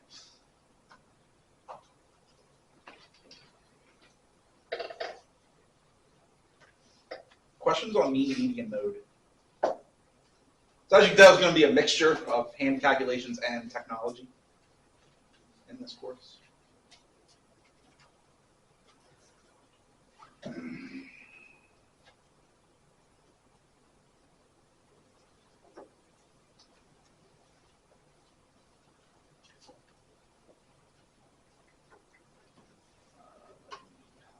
That now, because for some reason the animations here are not working. Oh, duh. Yes, they are. Down here. You up. Section.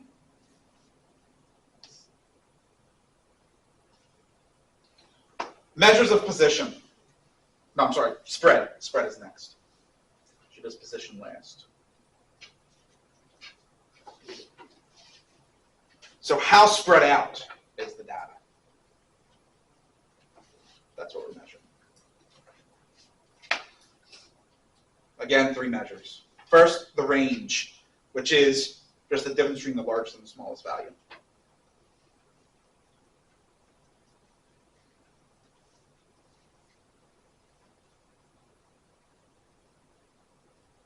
So, fairly straightforward.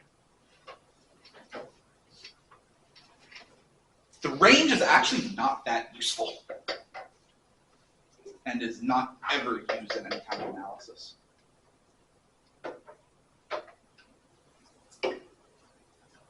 Yeah, it's never used.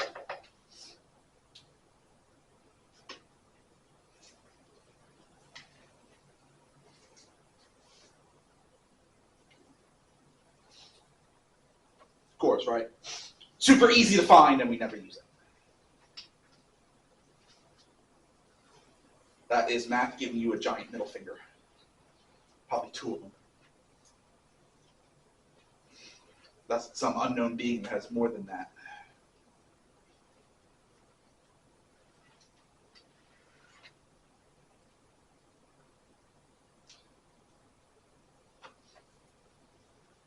Variance. Measure how far the values in a data set are from the mean on average. This is way more useful. So it's essentially a measure of the spread out from the mean.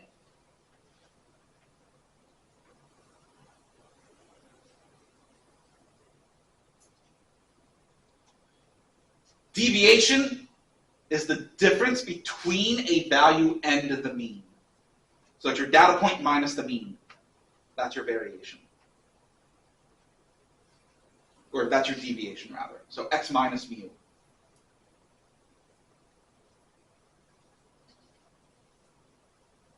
Which obviously means if you have a positive deviation, your data point is above the mean. It's larger than the mean. If you have a negative deviation, it is smaller, less than the mean.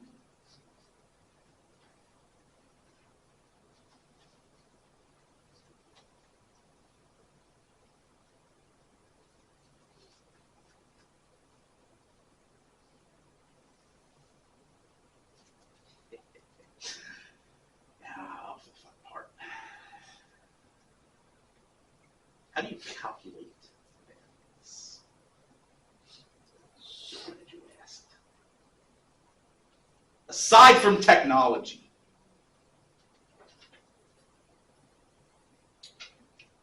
population variation or population variance. That is the Greek letter lowercase sigma. Sigma squared is the sum of the square of the deviations divided by your population size. So you find all the deviations, square them, sum them up, divided by population size. That is your variance. Or, using math and algebra, this will simplify out to the sum of the square of your data divided by population size divided by the square of the mean.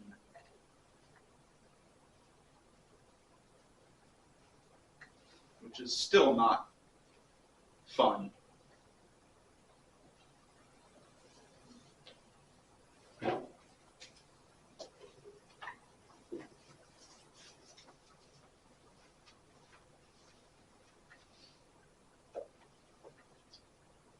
Pain to do by hand.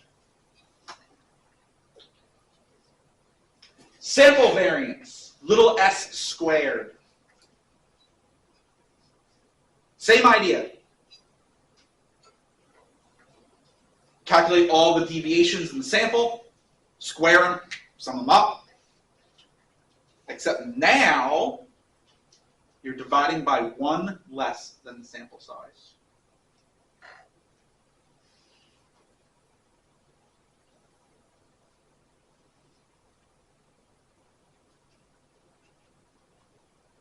Here's the problem I have with this course. Why is it one less? This course tells you, don't worry about it, because I said so.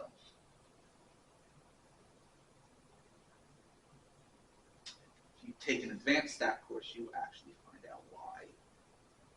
Because you actually do the math. And find out that yes, it doesn't need to be n minus 1.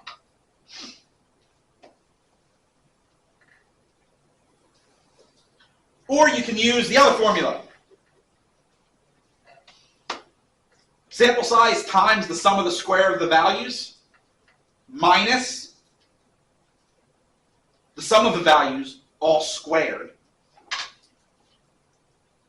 divided by sample size times 1 less than the sample size. Notice that this and this are not the same. This term here is saying first sum up all of your data points, then square it. This says to square your data values first, then sum them up. They are different.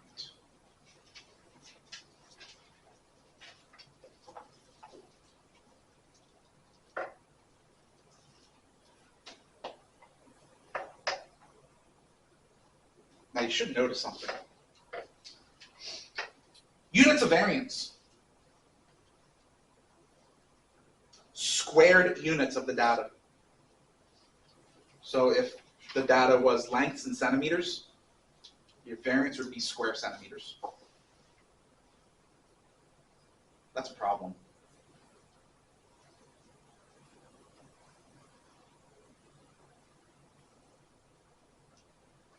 You generally want your values to have the same units.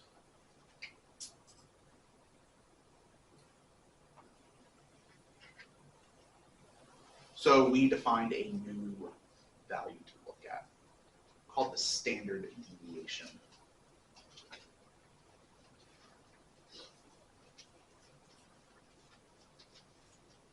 And standard deviation is simple. It's just the square root of variance.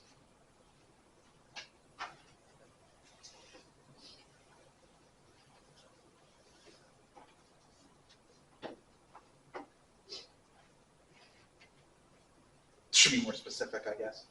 The positive square root of variance.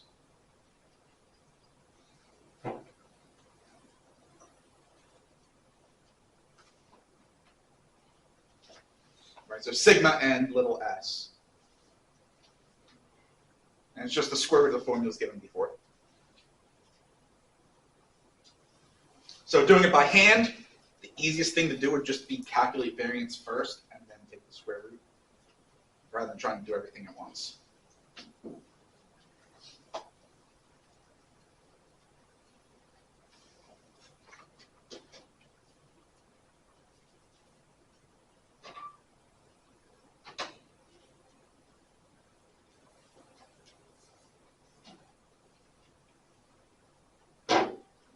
boy, is it a pain to do by hand. Definitely do not miss that.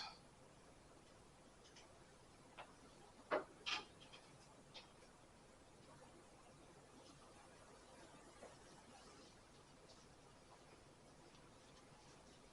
course, mind you, back in my day, when I took this course, graphing calculators were just coming out.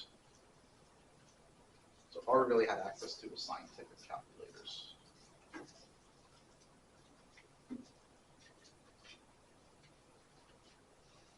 Yeah, that was annoying. Thankfully, we're allowed to use them. Most of my courses didn't let us use calculators at all.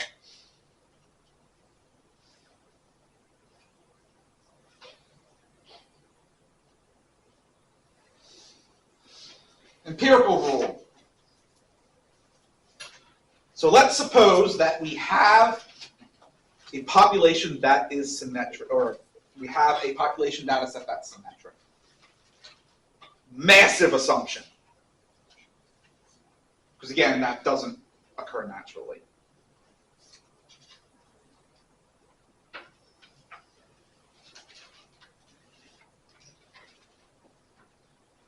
Approximately 68% of your data will fall within one standard deviation of the mean.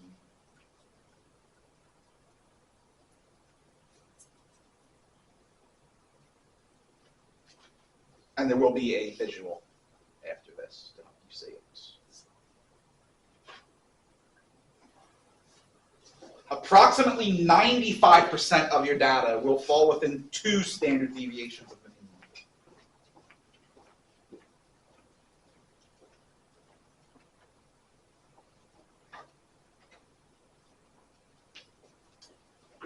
And approximately 99.7% of your data will fall within three standard deviations of your mean. Which means just about all of your data will be within three standard deviations. It's already unusual if you have a data point that's outside two standard deviations, right? Only 5% of your data is going to do that. Again, assuming it's symmetric. It's even more unusual if the data falls outside three standard deviations. So in other words, you find data, right? You collect data. You calculate the mean, you calculate the standard deviation.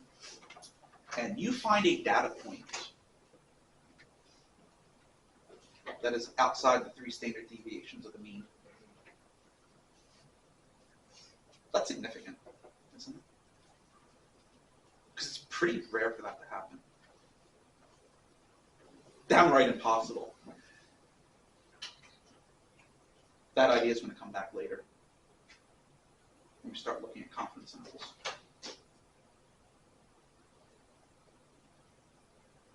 So here is the visualization.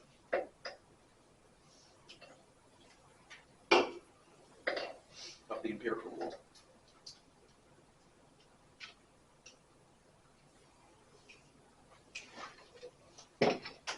Right. So this is one standard deviation within one standard deviation of the mean.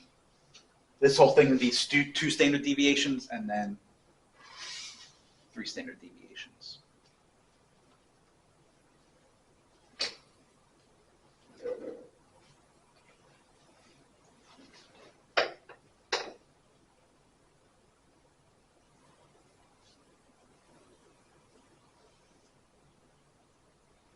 It's actually really cool to calculate that. It does require Calc 2, and it does require coding.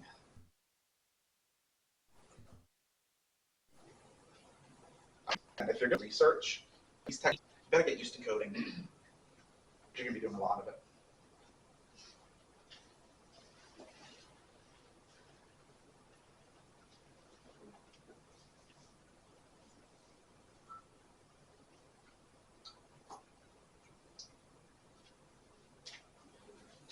Or set aside some grant money to hire a computer science person to do it for you.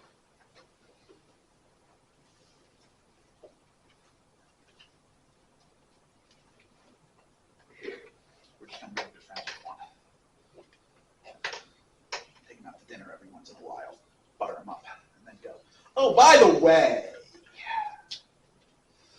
I have a little project you can help me with.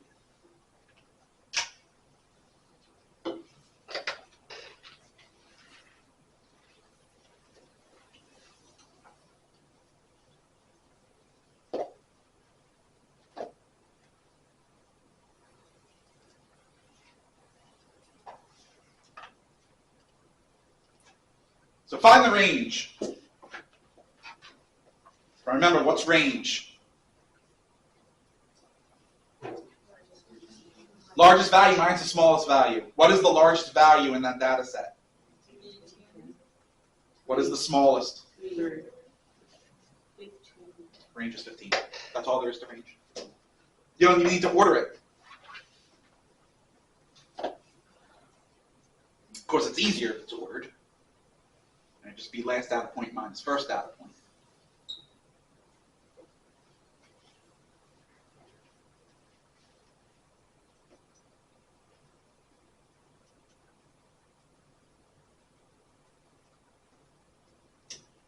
What's the range here?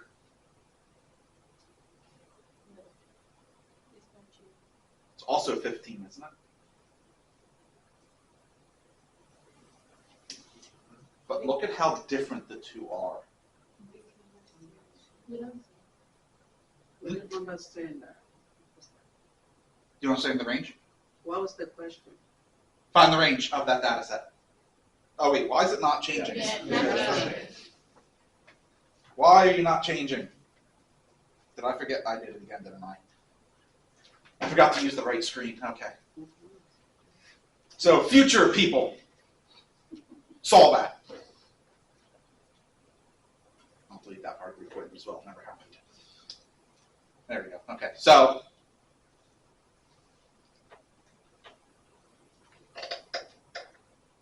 now you can see 18 minus 3. So the range, 15. But look how different they are. The range is useless. Completely different data sets. Not even close. But the range is the same. Doesn't really tell us much. Completely useless. So we'll probably never see it again. Except for test purposes. Find the variance and standard deviation. Because you knew we weren't getting out without doing that.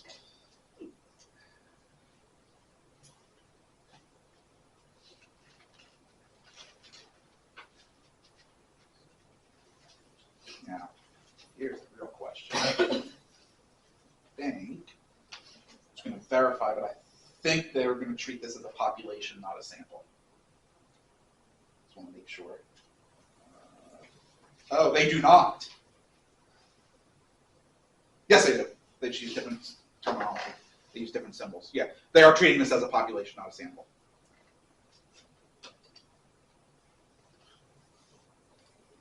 We're actually going to learn later that you really shouldn't. Because of how small it is. You really shouldn't treat this as a population.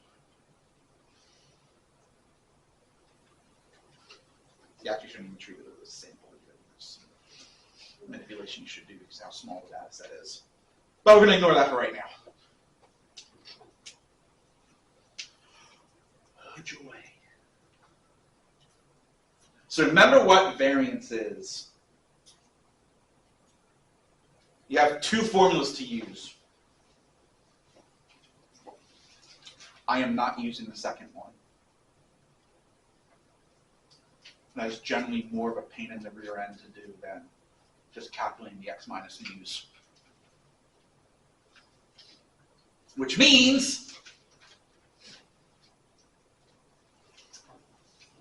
we need the mean first.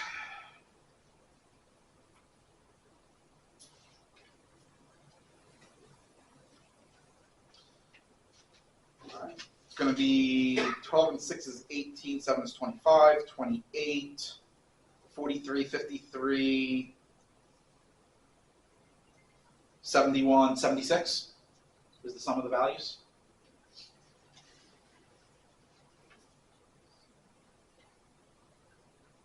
Divided by 8.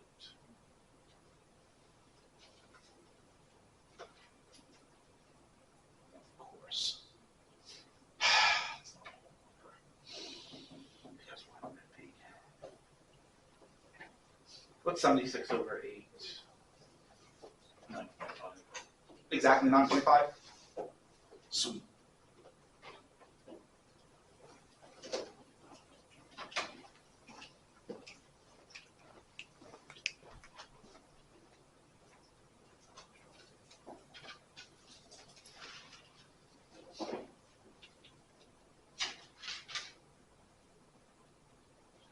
Remember, that's the formula for variance.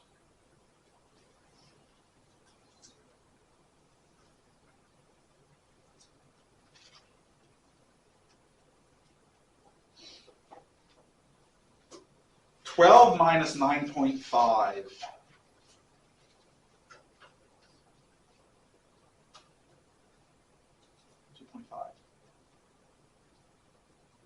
Squared.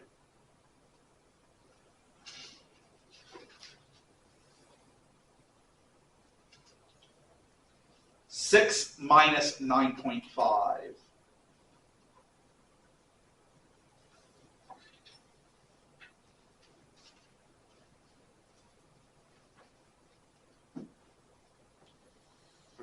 Negative 3.5.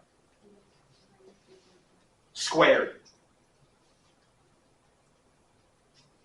We'll turn it positive.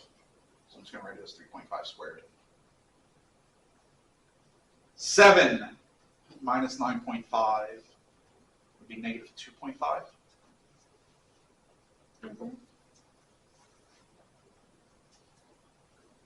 3 minus 9.5, negative 6.5. 15 minus 9.5, 5.5.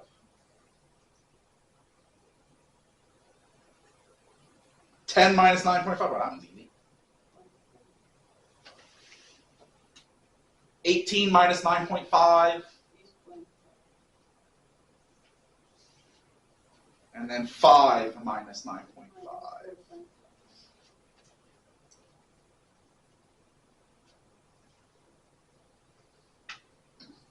And how many data points are there?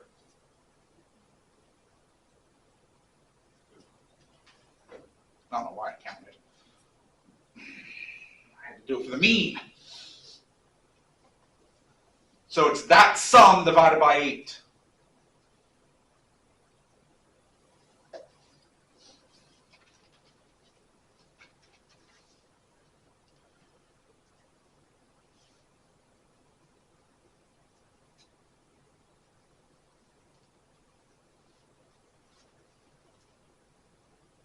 Which is clearly 23.75.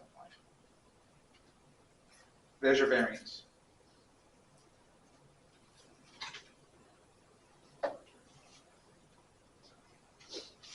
The standard deviation is the square root of that.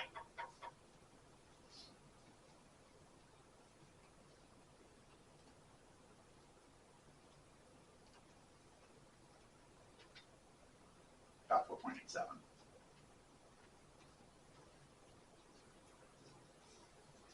So variance of 23.75 square units, standard deviation of 4.87 units.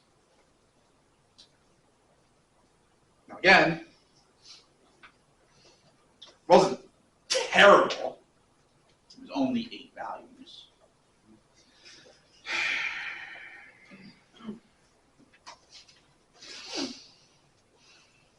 It gets worse.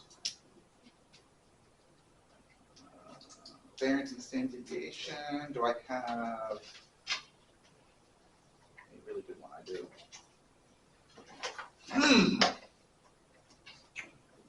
Wow.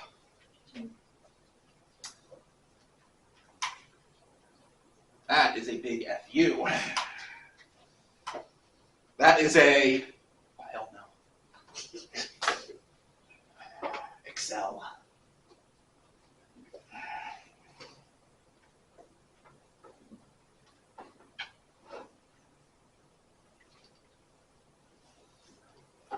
Should have time.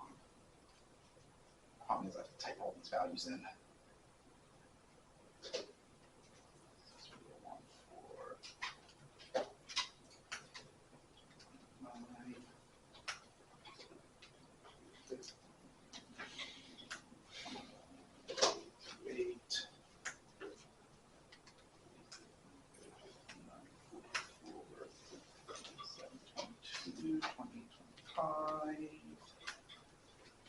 2044, 51, 58, 53,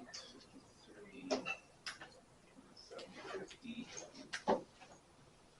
10, 12, 63, 7, 4, 6,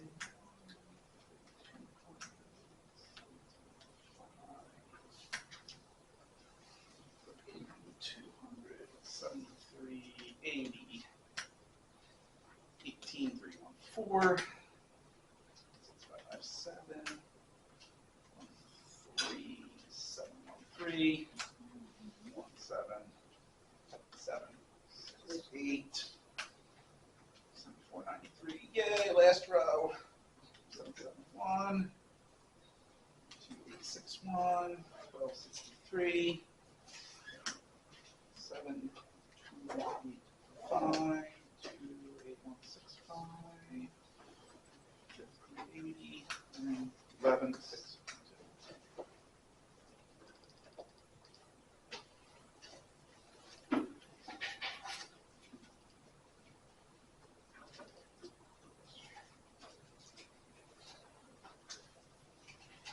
So let's go ahead and call this enrollment.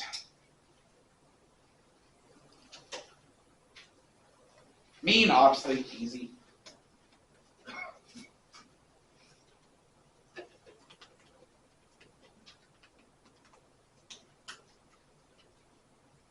right, so there's your average enrollment. Standard deviation.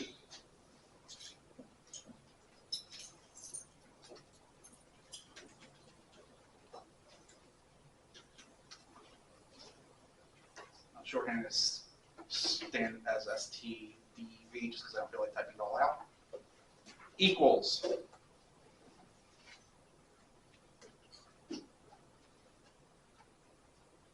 STDEV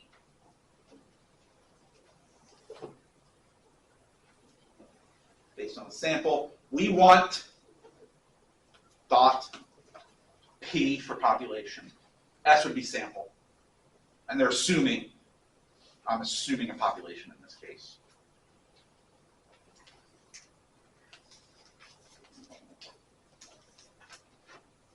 Interesting deviation. Just to show you the difference.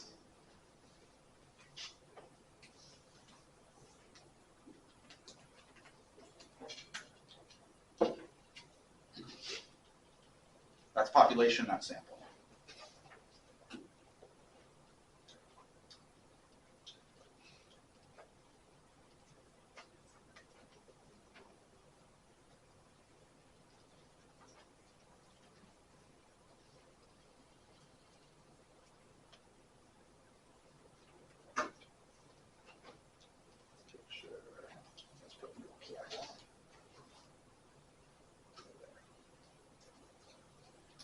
Alright, so there you go. Alright, that's how you're doing it in Excel. Better to do it in Excel than to try and do it by hand. Damn that.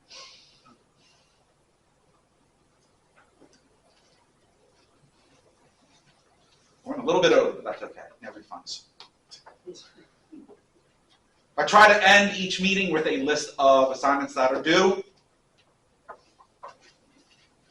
So there you go. The integrity pledge and the introduction survey, get those done. Try to get those done as quickly as possible. I have a due date says the 9th, but it's obviously going to be whenever. Quiz 1. will be due September 11th before class. And just like that, I won't see you for a week. See you next Wednesday. You guys, have a good night. Have a good night, Professor. Oh, by the way, what time will this be up? So it'd either be tonight or tomorrow. The slides generally go up quicker than the videos.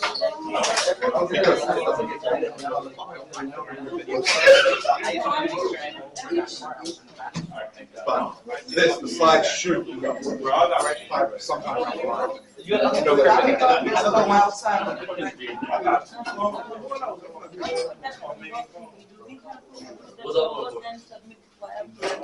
That is not great, that's just for practice. Do we have to do or No. which we're not doing with that network? Yeah, no, don't have. But you are gonna have to do a quiz on that. Where are you recording? But yeah, the homeworks are just extra practice. Okay.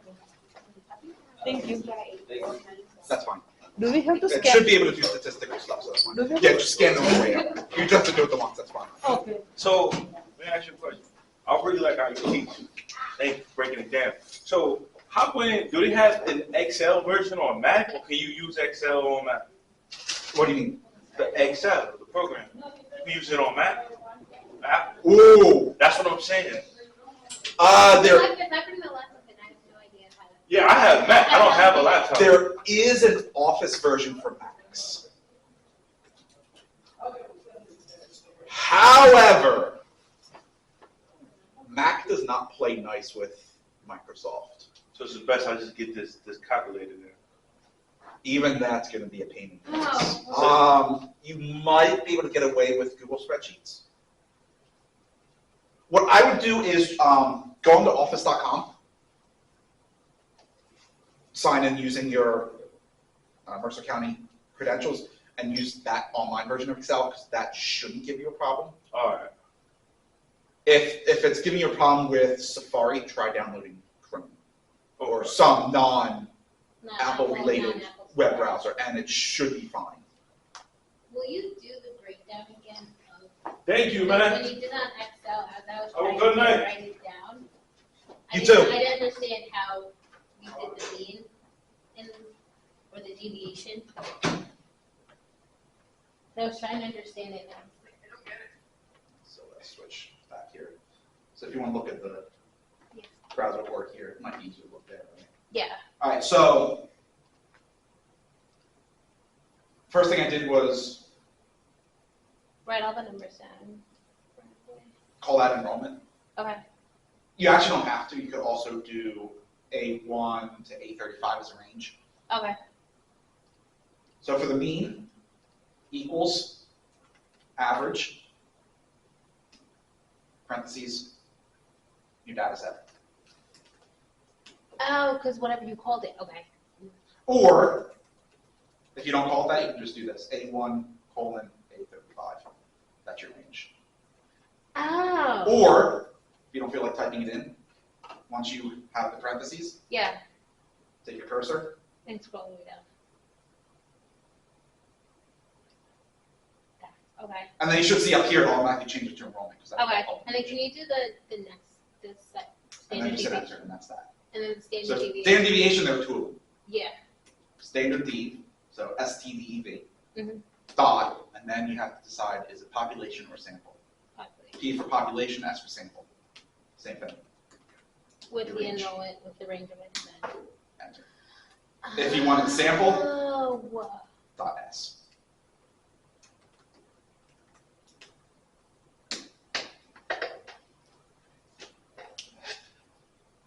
The most annoying part is getting the data into Excel.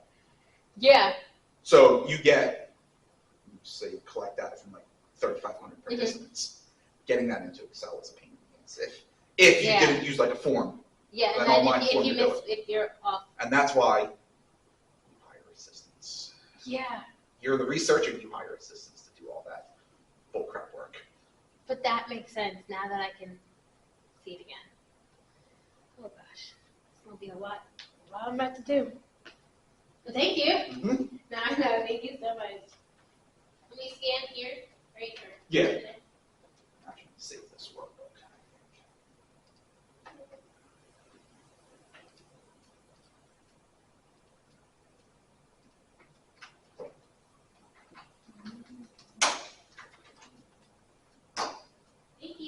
No problem. Take care.